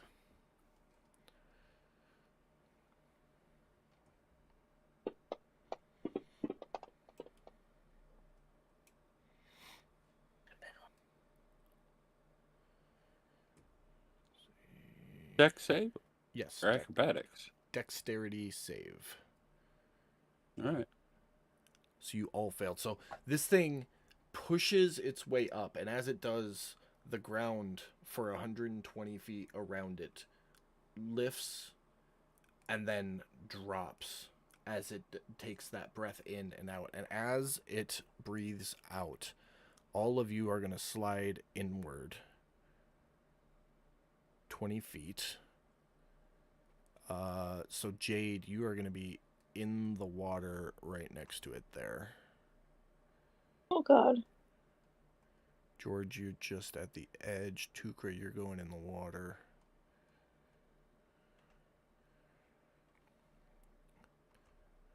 Right there. And yeah, for right now, you just slide inwards. The vines, its tentacles are just kind of up in the air, just kind of waving, sensing, waiting for a moment. But every time this thing takes a breath, the ground lifts and then falls again, creating like a concave and then a convex slope, if that makes sense. If you are proficient with it, you may make a nature check.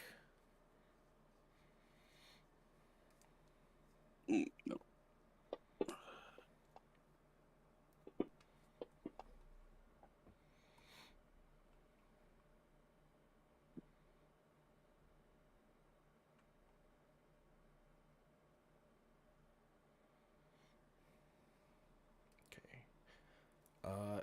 Tukra, you would identify that this is not a natural thing.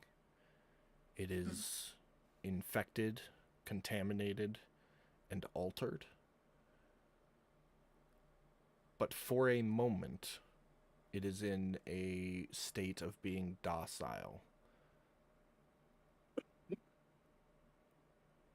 giving you all a second, basically above table, you all get one round because of what you recognize to set yourself up for success. I would say this is not right. We should run.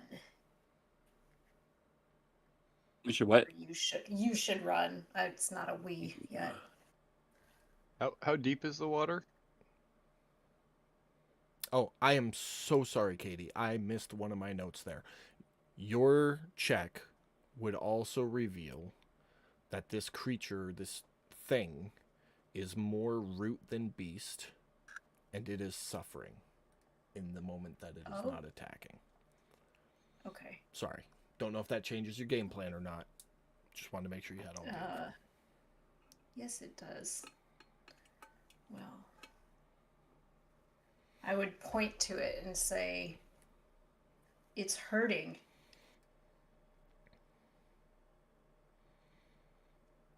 Tom, hearing that, you would remember what happened just a few short hours ago to you.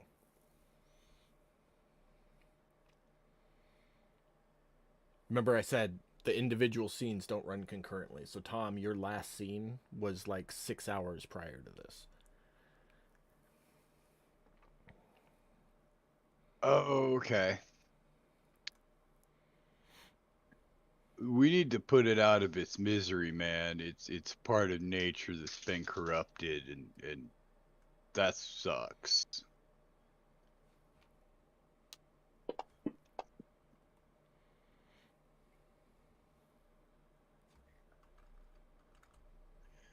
By the way, how deep is the water that it's in?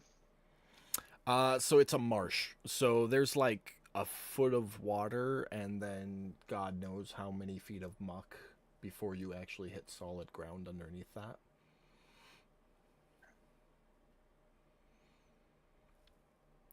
And Jade has just hit it, so she's like, I mean, she's a small creature, but she's up to her hips in it right now. So that's about 2 feet. Is it 2 feet? No, she's only 2 feet. So that's about 1 foot deep where she's at in this moment.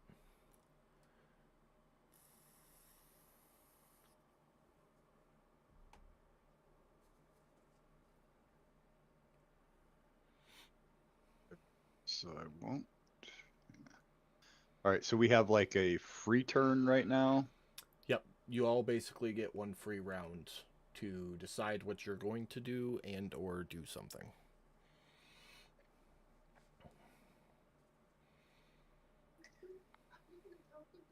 I'm gonna kill it. Well, I'm thinking I'm gonna, I guess, grab Jade and yank her out. Okay. I'll give you that as a free action because she's so tiny. Okay. All right.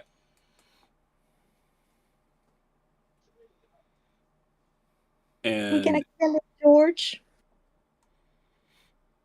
yeah, if this thing's gonna block our path, and he said it needs to die anyway, so Let's put it to its misery.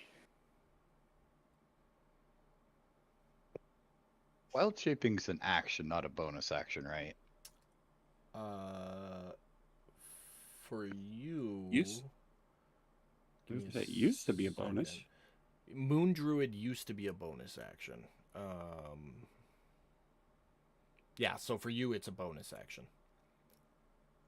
Okay, even though I'm not technically a moon druid yet, because it's not till the 3rd level I get that, right?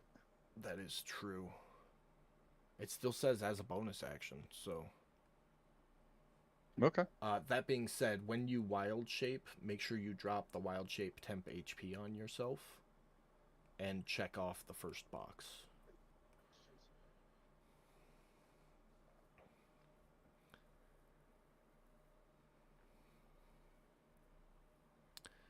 Okay, see it marks all the. Okay, cool. I see how that works now. You only get 2 uses, so it tracks through all of them. Okay, that makes sense. Okay, so let's go through this one at a time. Tukra, you passed the check, so we'll let you go first. Well, I'm crawling up out onto the Mhm. the roadway there, and also I'm just having sort of an internal crisis because I can see that it is wrong. I know that I am not skilled enough to help it, and I understand what Tom is saying. So I'm just going to stand here.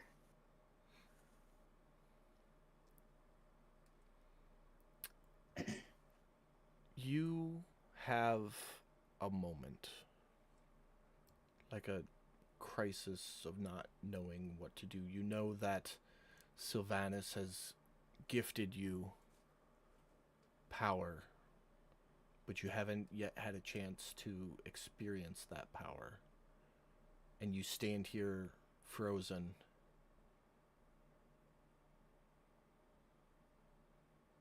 And the knowledge of how to use your magic just comes to you. If there's anything you'd like to try. I guess I will try.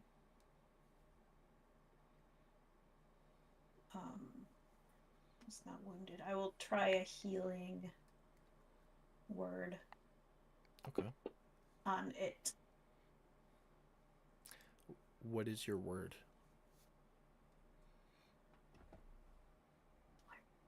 Oh, that's a good question.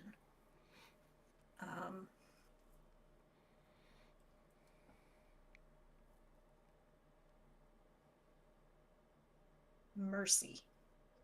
Okay. You hold a hand out at this blob, this decaying fester of plant and organ, and speak the word mercy. And the words you hear come out of your lips is a word you don't recognize. It's a language not familiar to you.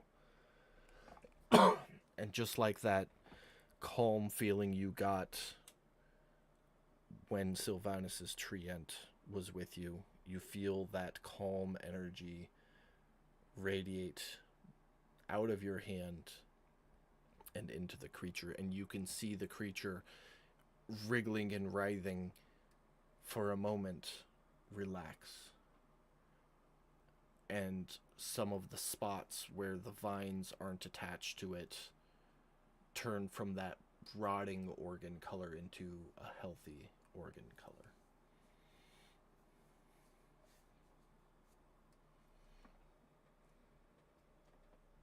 Okay. You get the sense that whatever you did helped in some way. All right. So that healing word's a bonus action. Yep. So I'll kind of not shove past, but politely walk past George here. Okay. And is it close enough that I can touch it? It is. It's actually a Okay. little bit bigger than that. It's like that. Okay. It's filling that whole center area inside of the planks. Okay. I guess I'll do a medicine check because I don't know what else I can do with an action. Okay. Go ahead and make a medicine check.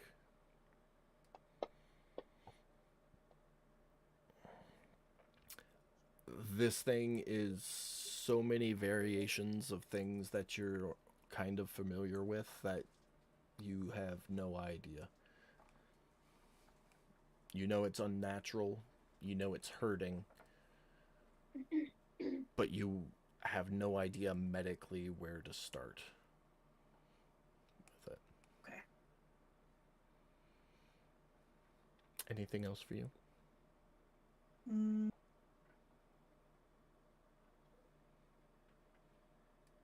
Well, I'd point out the parts that healed to George and Jade. And I'd say it can be healed.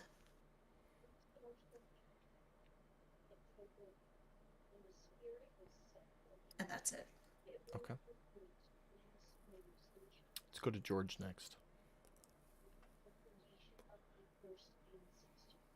After that display, George is gonna look at the third Dylan and go, I don't care if the thing is healed or dies, but it's blocking my path to get my cart and stuff across. So do whatever you got to do. Just make it go away. And that's where George is going to stop. Okay. Jade?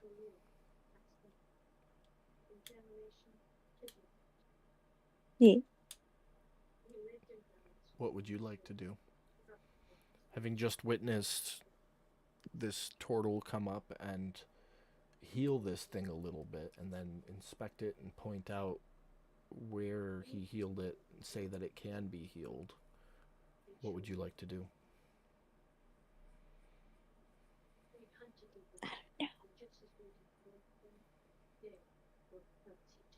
Ask it to move nicely, politely. Okay. Its vines kind of wriggle in the air, but it doesn't do anything.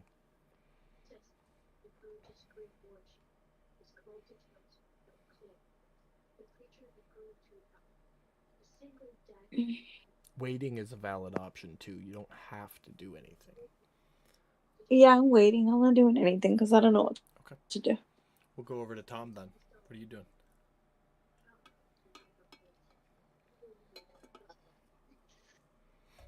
You can't cast spells when you're wild shaped, can you? Nope.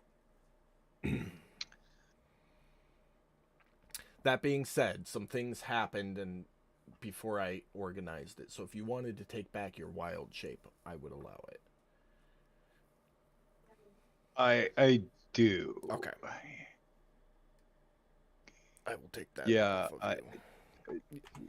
Like, where'd all Because my you would have spells seen go? that stuff happen Oh, there they are. before you could have wild shaped. So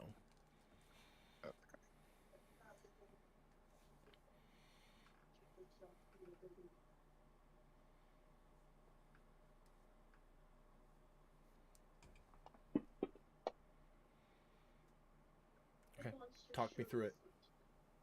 Okay, I am gonna walk up to it. I'm gonna put my hands on him. Then I'm gonna say call upon the powers of nature as I try to guide the healing into the nasty, festering, infected areas of him. Kind of trying to use this healing power to try to force the corruption out. Okay.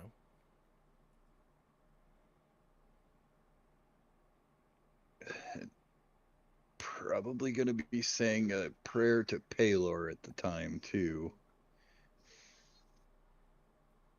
Okay. Anything else? I'm probably going to be like kind of stroking it and just kind of whispering, like when you're talking to a wounded animal, like, shh, it's all right, dude. It's all right. It's cool. It's cool. You're all right. Okay. Was that it for you? Yeah, I mean, unless rolling animal handling would help in this situation. I'll say yeah at disadvantage because it's not entirely a beast. But I do have my speech of beast and leaf.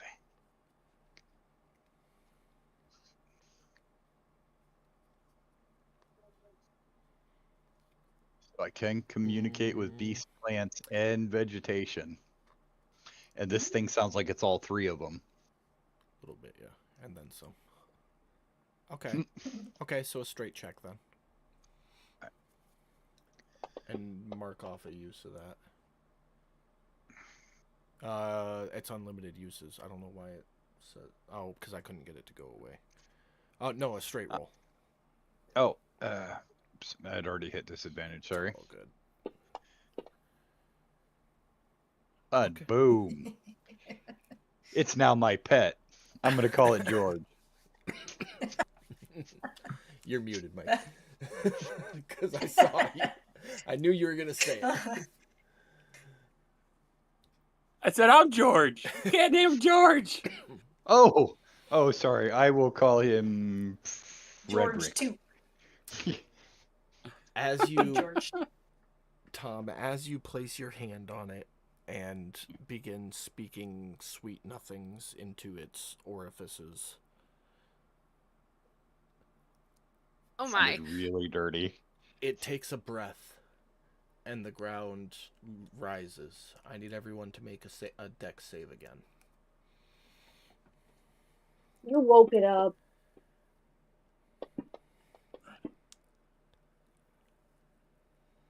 -1. -1, baby.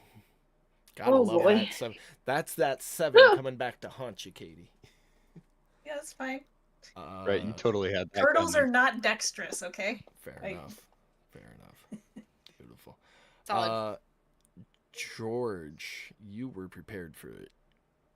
Everyone else slides 20 feet away. Doesn't hurt you. Just slides you away.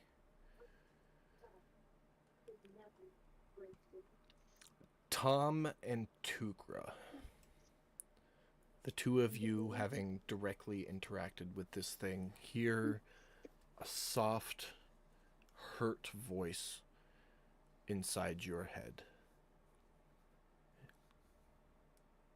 It whispers like a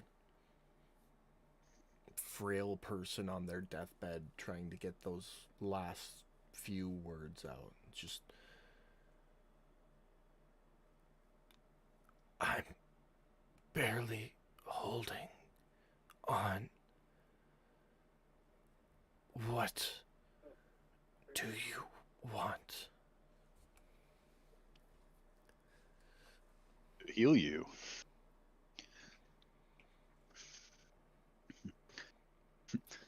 Take all your boo-boos and make them go away. It speaks again with a little more gumption, I think is the right words. I am beyond healing. Banish me. What? Or kill me. I'm sorry, what was that first thing? Or kill me? Banish me or kill me. Oh.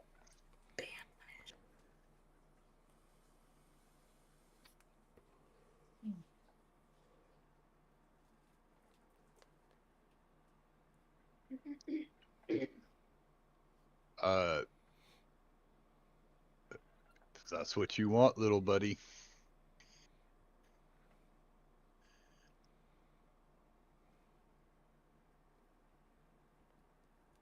Tukra, you're in this conversation too. It's like a three-way Yeah. telepathic link. So you heard Tom's responses as well. Okay. Well, then I'll say then we'll help you then.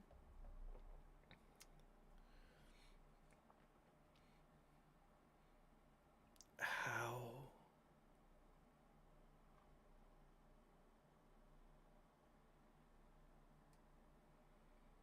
I'm gonna peek around it and look at Tom.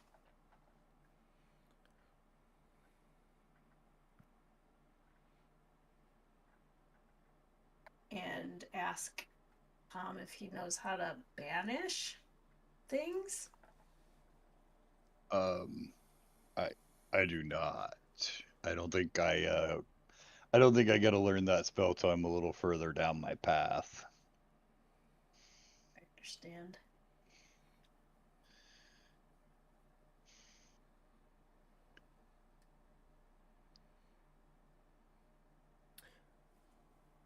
We must put it out of its misery then.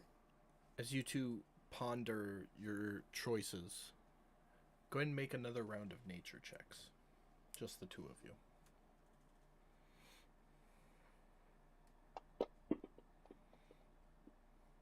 Oof. Nothing.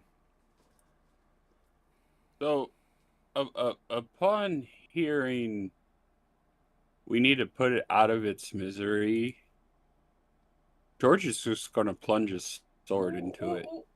That was not out loud though. That's telepathic. Oh. Well, okay. Sorry, should have been a little clearer on that. Yeah, uh-huh. Yeah, out loud and in your head makes two different choices here. Yeah. That being said, George, you've been standing here for a couple of seconds, and you just kind of see Tukra and Tom standing there, looking at each other and looking back at the thing and looking at each other again. Yeah, so George is gonna look at Tukra and go, "Are you guys gonna do something with this, or what? Because I gotta go. What's going on? You said you can heal it. Let's heal it. Let's move on. Let's go. Let's do this." It's too far. are gone. And I'm gonna get up and start making my way back up here. Making your way. Uh-huh. Jade, are you doing anything?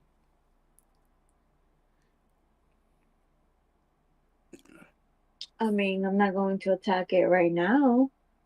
Gonna wait to see if it reacts. Probably get up off her butt. Since it I'm just just threw her back watching and there. waiting to You see just what slid. happens. You're not prone right now, so you don't have to worry about that. Oh. Oh, okay. Well, I mean, she was up on a platform and now she isn't. So I kind of figured she got thrown. No, she It threw just me behind. the Threw entire me. ground like pushed up, so and she just Yeah. slid. Oh. Okay. So I'm just patiently waiting to see what happens. I don't want to be the first one to die.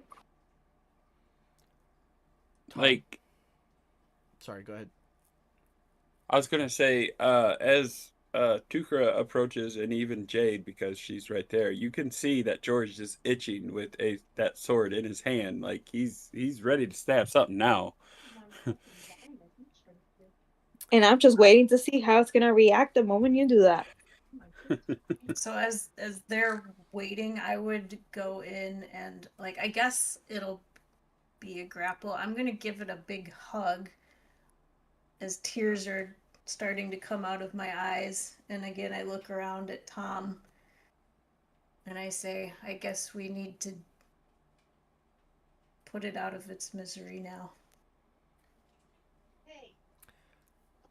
As you hug it, make a persuasion check with advantage.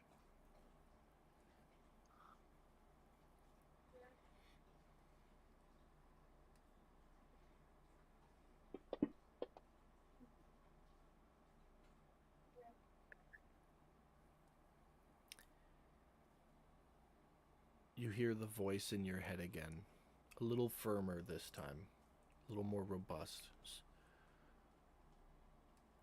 You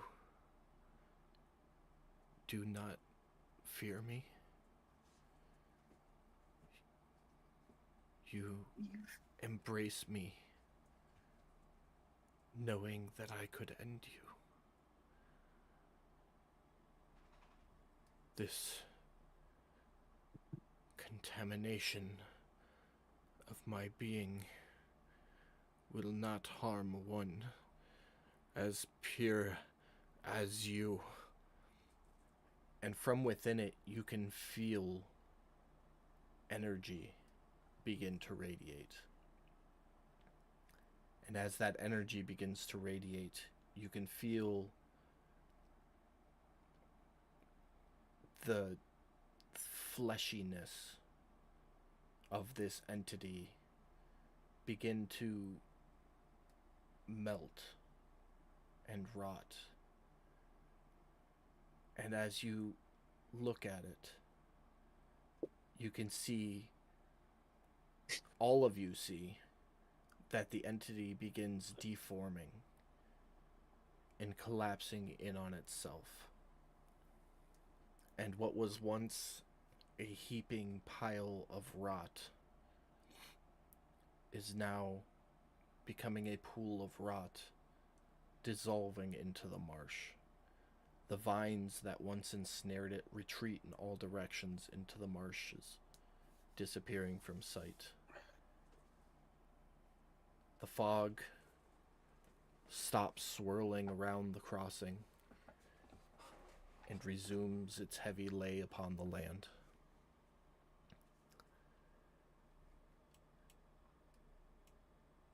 And in the moment of silence, you hear footsteps coming up the path from the south.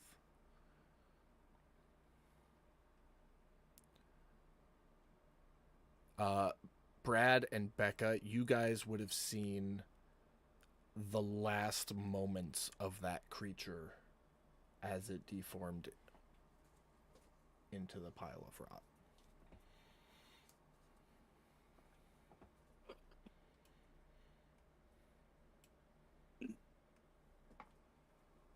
we have heard any of that conversation?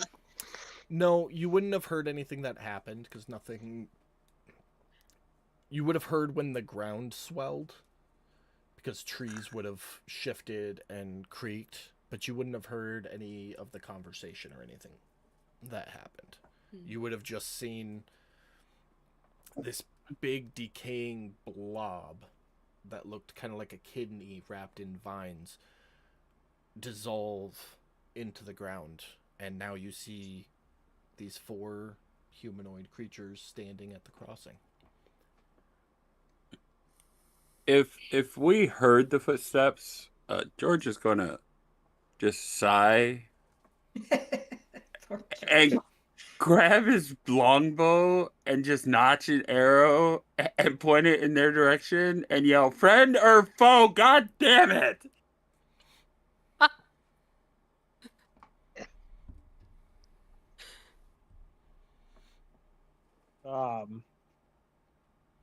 All you'll hear is Cal reholstering his gun, decocking the hammer and reholstering it, and all he's gonna say out loud is, "Well, I guess we don't have to kill this thing."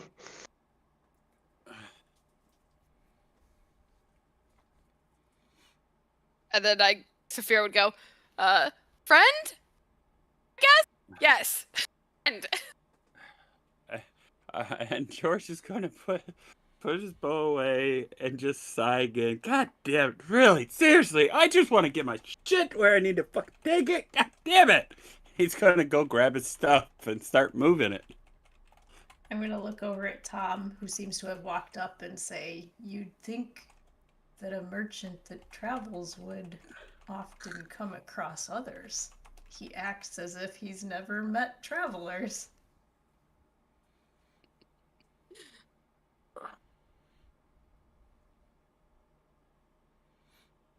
Yeah. If it's loud enough for me to hear, I would go. Yeah, I come across travelers every once in a while, but I'm a little busy right now. I'm supposed to be somewhere right now, and I'm late. Hey, Brad, guys. Becca, are you guys approaching? yes. I'll just kind of put you on the edge over here so I can zoom the map in and the viewers can see the tokens a little cleaner. Yeah. Sure. So even though my token is there, you're actually going to see George walking the length of the path, going to the cart and picking stuff out and taking it back across the bridge, like the original game plan was. So he's Because I got to dropping get this stuff and moving around past you guys, grabbing more stuff, hauling it back. Yeah, he's literally just. I'll put George right there, but he's back and forthing. Yes. Do you, George, Saphira would ask George, do you need help with that stuff? Less trips. Yeah. That would be wonderful. And I would grab some stuff and start helping. Beautiful. George, you're standing right there as she goes to grab the first load, and she reaches for your chest. No, don't leave that, please. Shit. Don't touch the chest. Oh, okie dokie. And she would casually move her hands over and place them on top of a different one and still keep an eye on him and see if he says anything about the next box. Yeah, no, the bags are fine. Just leave the chest, please. Don't mess with the chest, please. And so she'd pick up the thing and kind of walk past them and then kind of whisper under her breath, yeah, I want your help. And then, no, I don't want your help. Sorry, but I got something kind of important in there. Sorry. Hey, your business, not mine. I'm gonna scream. He has a dead person in there. The hell I do? So wait, Look at her, look at him. Hold on. Okay, we do see. Jade, make a deception check. Everyone else can make an insight check. The things I say.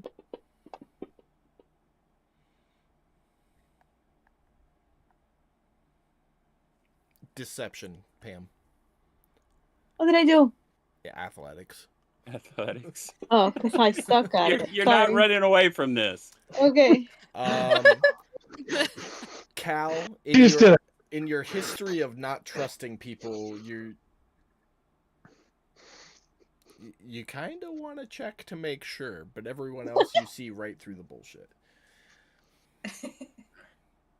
You see the Do I joke notice for what it Cal is. eye in the box? I mean, given your guys' history, you know that the second she said those words and you knew it was bullshit, you knowing Cal would look straight at him. Pass knowing off some what he hand would be signals. I would pass off some hand signals in our language so that he knew, like, nah, it's good. And I feel like you would be a little ways across the planks right now, so you would have actually been able to see her when she was talking and have a better idea. So Cal will probably just kind of, I mean, they're in the middle of an open area, so Cal's constantly walking around, looking around, watching the surroundings, stuff like that. But he is, even with Saphira saying that, he's going to be watching George. Okay. Hey guys, just so you know, it's gonna be dark really soon, and we're about 30 minutes away from a druid's grove. So might I suggest we move there and make camp?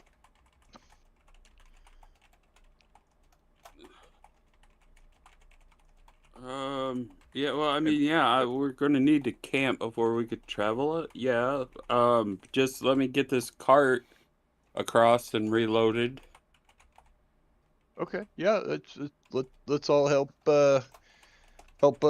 Grumpy George here, and we can all get going. Oh, yeah. Jade's For gonna those go.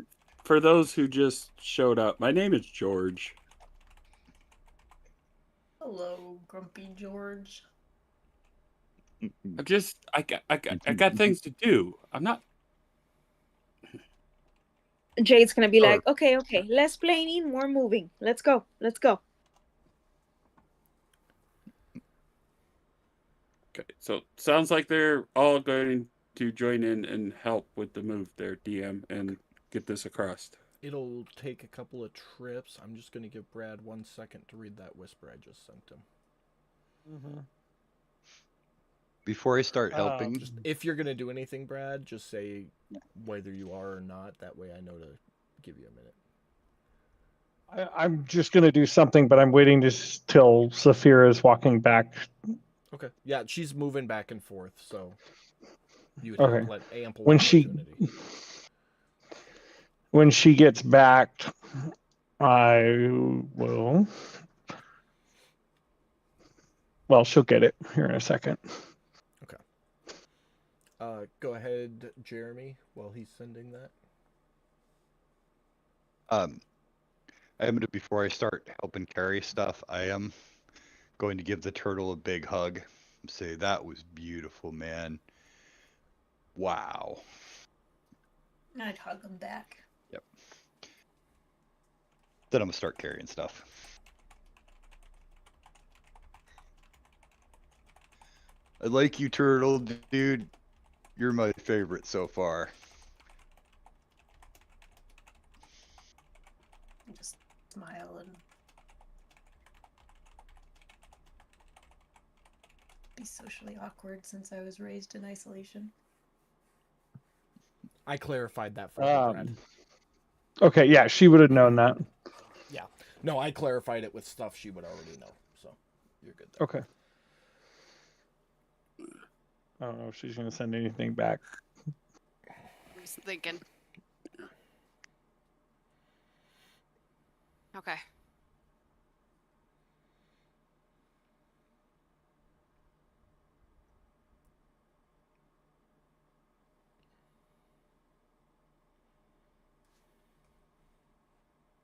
Hold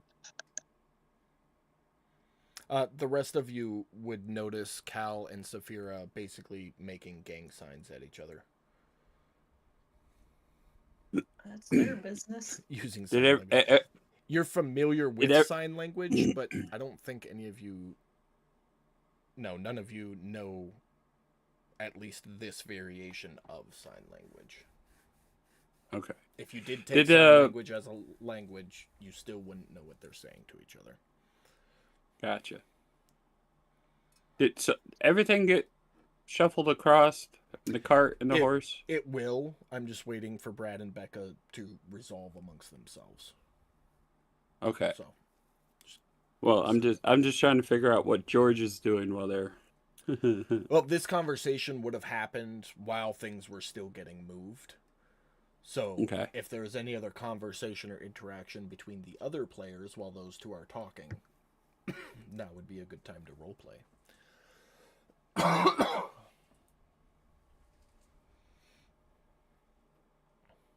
George is a man on a mission. Seems that way.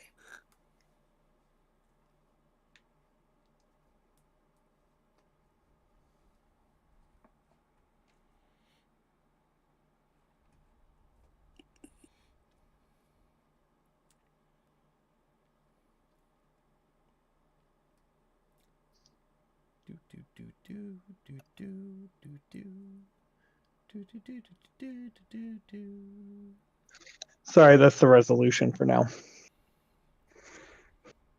Okay. Got it. So you're all gonna head to the Grove together for some safe haven for the night?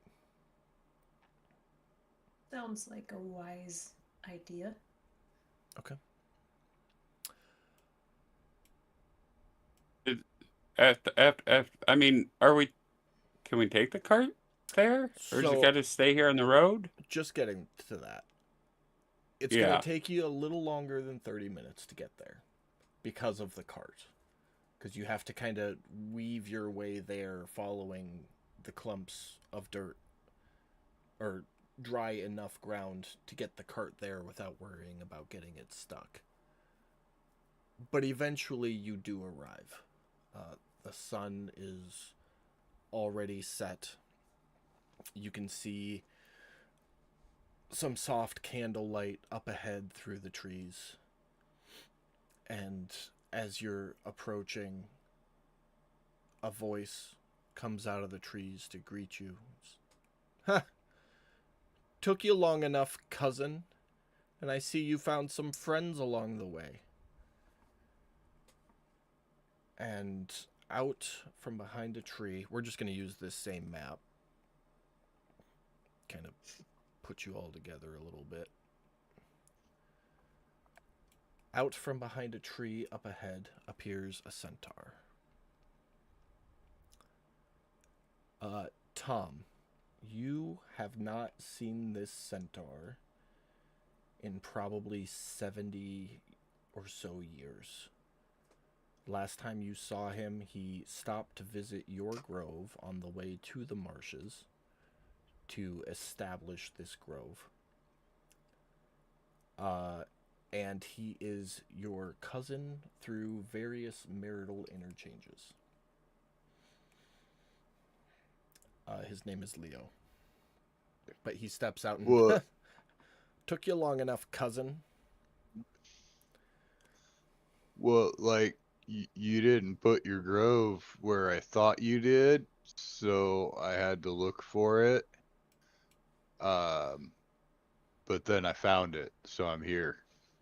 Well, better late than never. The marshes definitely aren't a safe place. Do come in. You all look weary from your day. And he will guide you into his grove. Well, like, thanks for having us, man. Of course. Family is always welcome.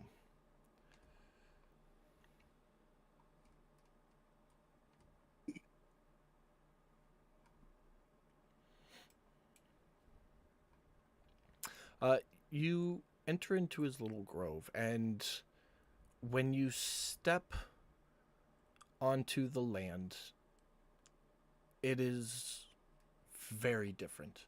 This small little patch of land is somehow kept undying compared to the marshes. They have a tall apple tree growing up out of the center, and a small well dug, and a couple of small huts on this little plot of land. Yes, welcome to the Druid's Grove of the Undying Marshes. Out It of looks good, man. one of the huts appears a human female and a male human. The centaur referent gestures to them and goes, "These are my fellow druids, Darren and Sarah Karisan. They help me here in the marshes, trying to figure out what's going on." The two of them nod and give common greetings.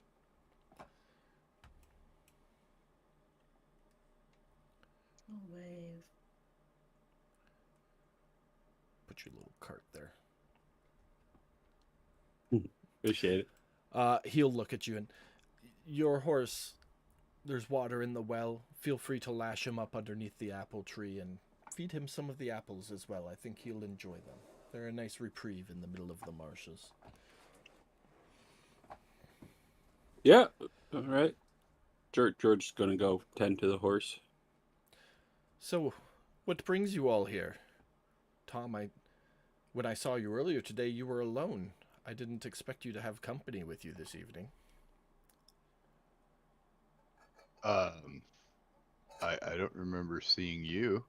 "Oh, but I saw you laying down in a pile of muck, if I do recall correctly." I was tired. "Yes, of course you were." Dude, what kind of evil shit do you have going on around here? Some nasty infection that has been plaguing the marshes for nearly a century by my best guess. Really not sure when it started. I've only been here maybe 40 years. A month after we last saw each other, trying to root it out. The good Carizans here joined me maybe 20 years ago. We have yet to uncover its true nature. We just do our best to clean up after it and try to find the source. But every time we think we have it, it seems to be somewhere else. Yeah, well, your evil destroyed my home and killed all my bees and plants and... Are you sure it's the same evil? It's a long way to Earth, to your home from here. Yeah, 'cause, like, there was a deer being eaten by some roots, and I killed the deer to put it out of its misery. Then its skeleton came up and kicked my ass, and then I heard the same voice, and it told me it wasn't done with me yet. That does not sound like the plague that we have been fighting. The plague we have infects the body as it is. It doesn't rip skeletons from corpses. I think what you encountered is something different. What happens here is the vines seem to find living creatures. It digs its way into their skin and infects them, making them a part of whatever the underlying creature or being that is controlling this plague is.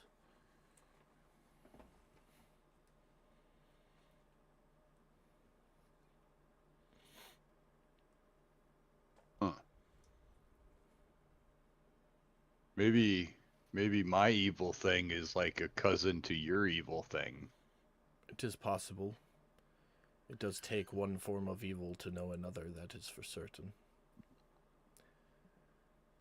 Oh, but where are my manners? I'm sure you are all tired and hungry. Please come in, eat. We can continue the discussion there. And he'll gesture to this hut behind him. And is anybody not going in for dinner?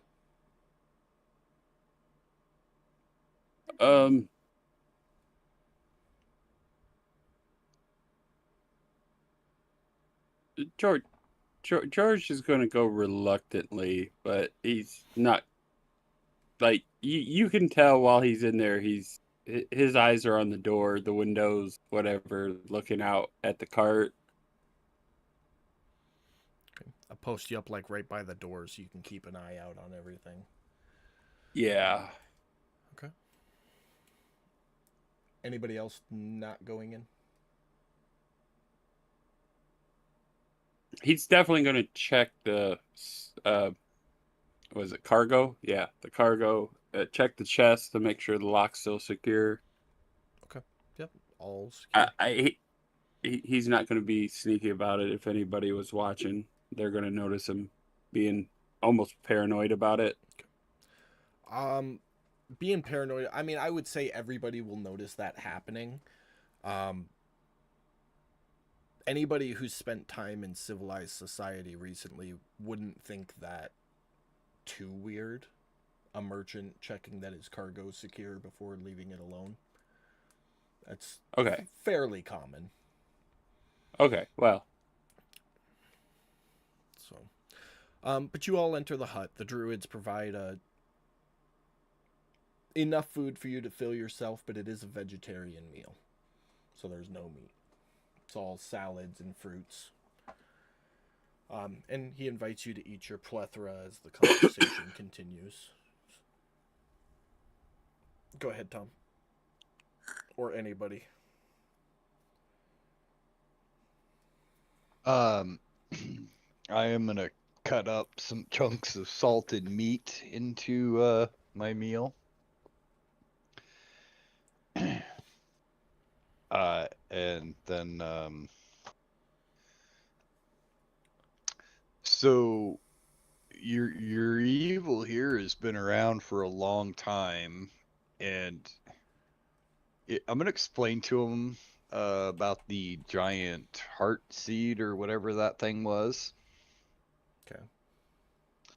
We ran into, and I'm gonna explain to him how Turka had hugged it into submission, and then all the corruption and evil had just fleed away from it. And so basically, cousin, what I'm getting at is, have you tried hugging things? Because that seems to work. Hugging things does work sometimes.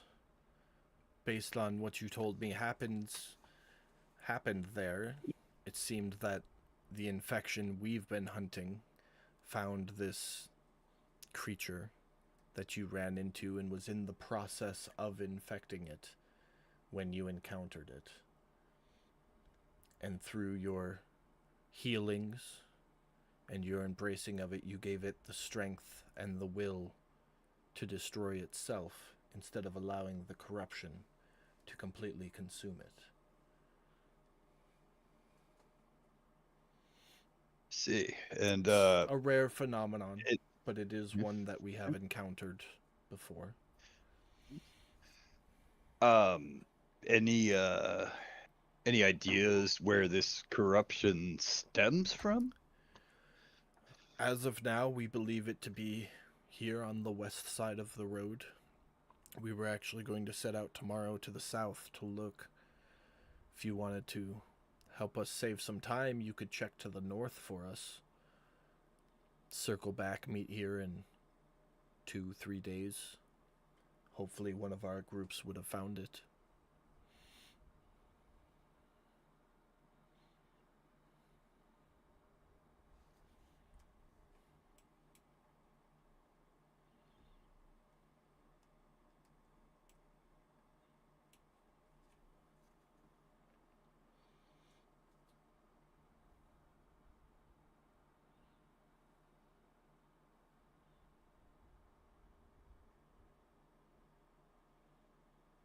I mean, unless you guys aren't here looking for the corruption and just want to be on your way in the morning. That's... Did you hear me? No, I didn't. Oh, No, I sat here awkward silence, so I was like, okay, I guess nobody's gonna respond to the offer. oh, I was like, hey George, where are you taking? Where do you have to go to deliver your stuff? Is it to the north? And then I Yeah. was sitting there with an awkward silence, waiting for Mike to answer. Oh. Yeah, I'm actually I am on my way to Deep Forge with Jade here. We have some business up there. Well, how about And- that, cousin? We'll check to the north and help escort our friend George, and so he doesn't have any more problems. That sounds like it would be a good deal. Unfortunately, the areas you would need to check aren't on the main road, so it would be... It's possible with a cart. It would just be slow going. You'd have to follow the highlands, so to speak. Not that there are many. So you wouldn't make it... He looks at you, George. You wouldn't be able to make it like you would if you went back to the main road and continued north. It'd be... probably add an extra day's travel. But we would appreciate the help, and judging by what we've seen of the plague, every sword it carries its weight here.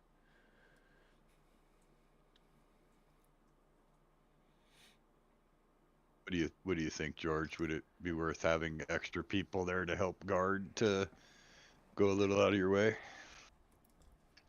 I mean, the way these marshes have been since we got here, probably. I guess. There you go, cousin. You have some scouts. That sounds wonderful, but I don't believe George was finished talking.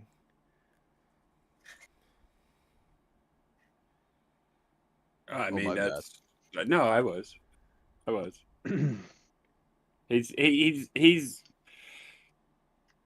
George is reluctantly agreeing. Let's put it that way.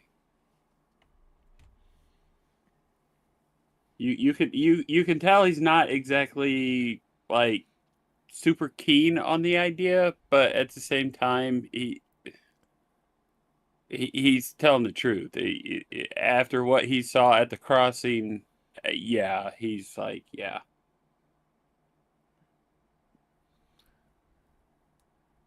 And what of the other four of you? He looks I'm going to at... take a moment to listen for, well, just to listen to what the universe has to say to me on the subject.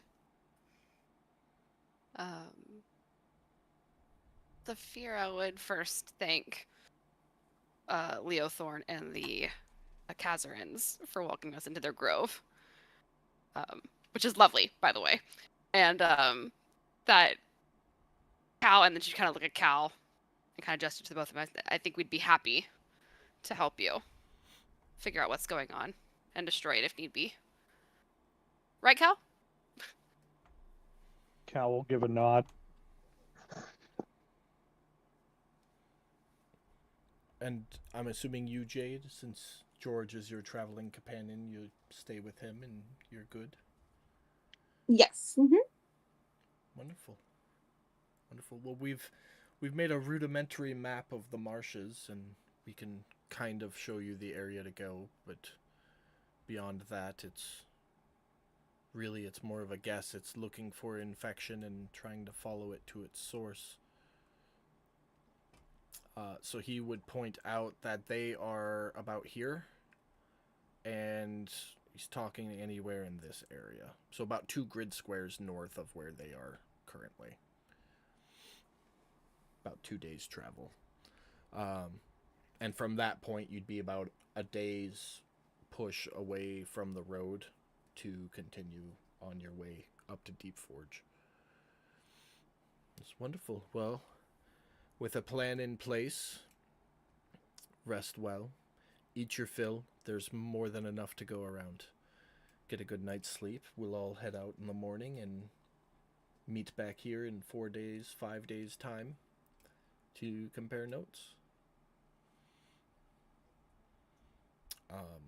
And he will end the conversation of what, the deal to set out on this venture as two cooperating units at that point. But if anybody has any other questions or conversation, unless you're leaving the hut, everyone is free to sit and converse.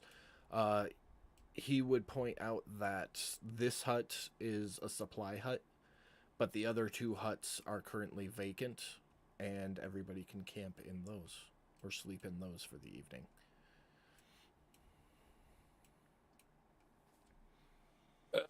George gonna sleep with the cart.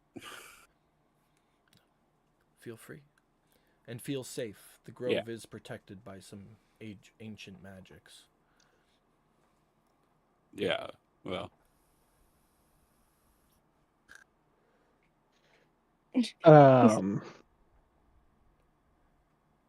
Cal is going to ask if they may have any materials to make some ammunition over the evening, since he's going to be assisting in hunting this thing. Well, I can see your use for them, young human.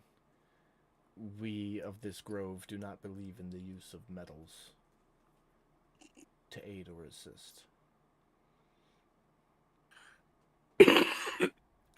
It is an old way of the druids that we follow.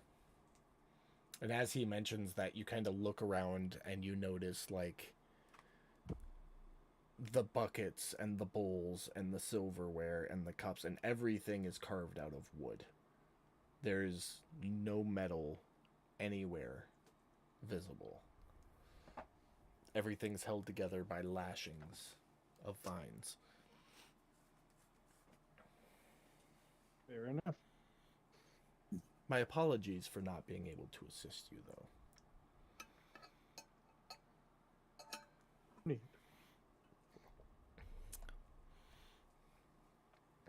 He will walk off to wherever they are sleeping. Okay. Pick your hut. Anybody else have any other conversation? We got 2 minutes left in the session, so I'm just trying to fill out those last 2 minutes so I don't jip you. I do. Time. Okay, go for it. I do. Pull up my notes real quick, so you're looking at the same thing I am. Okay. The 25 items that I have on my notes. Yep. Do they have jewels? Nope. Okay. Could he use those?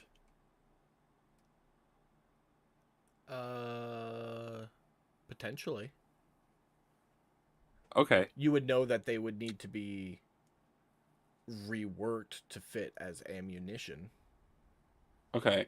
But it's that it would be possible, given he has the right supplies to do it. Okay.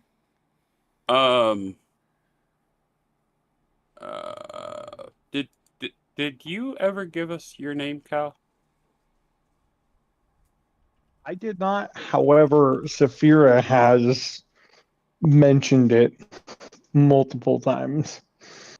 Okay, so I at some point after you asked about the supplies for your ammunition, George would speak up and go, Cal, was it?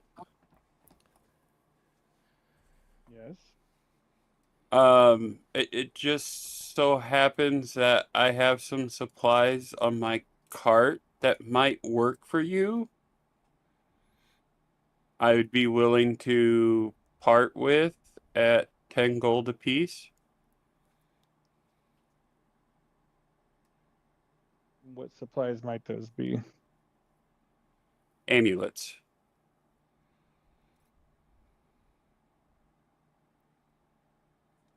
Metal amulets. Metal amulets? Yes. Table, let me ask a question before I start getting into this deal with the DM. I know I took the proficiency with those tool sets at one point, but I don't know that I actually have them. No, but you have passed through a town, so if you would have bought, if you wanted to have bought them, I would have allowed that. I would have 100% bought them, yeah. Let me make sure you have enough money.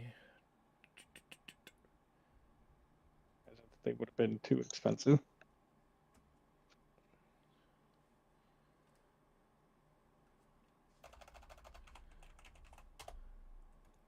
I will give you that one for free based on what you're doing with your character. 25 gold for the other one. I would have also tried to be charismatic when trying to haggle for these. Roll a persuasion check. You talk about the amulets or the tools? The tools. Okay, roll a persuasion check. Nope, 25 gold for the other set. I'd put in for that as well with money. Okay, so you two figure out who's going to spend how much, and I'll put them in your inventory. So you've got your 2 sets of tools, Brad.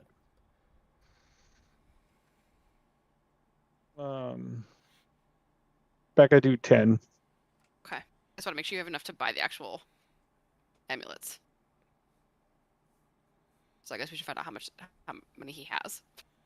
I'm trying to think here. Inspecting the amulet, you'd see that they're base metal, good enough quality to make ammunition out of. Each amulet could be broken down to make 3 bullets.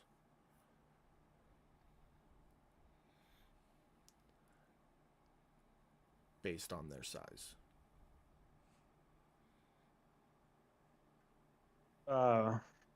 Cal's gonna say thanks, but no thanks. All right. Well, you asked. I had them. I just thought I'd offer. Okay.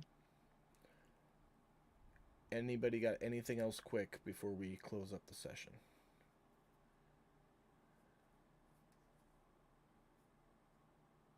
Okay. Well, that will conclude tonight's episode of Times Reach. When we pick up next week, we will, our party will be heading out into the Undying Marshes on the venture to find this plague, the source of this plague haunting the marshes, and see where that takes us. So, thanks everybody for coming to watch the stream and watching it later on. We super duper appreciate it, and we will see you back here next week. Bye.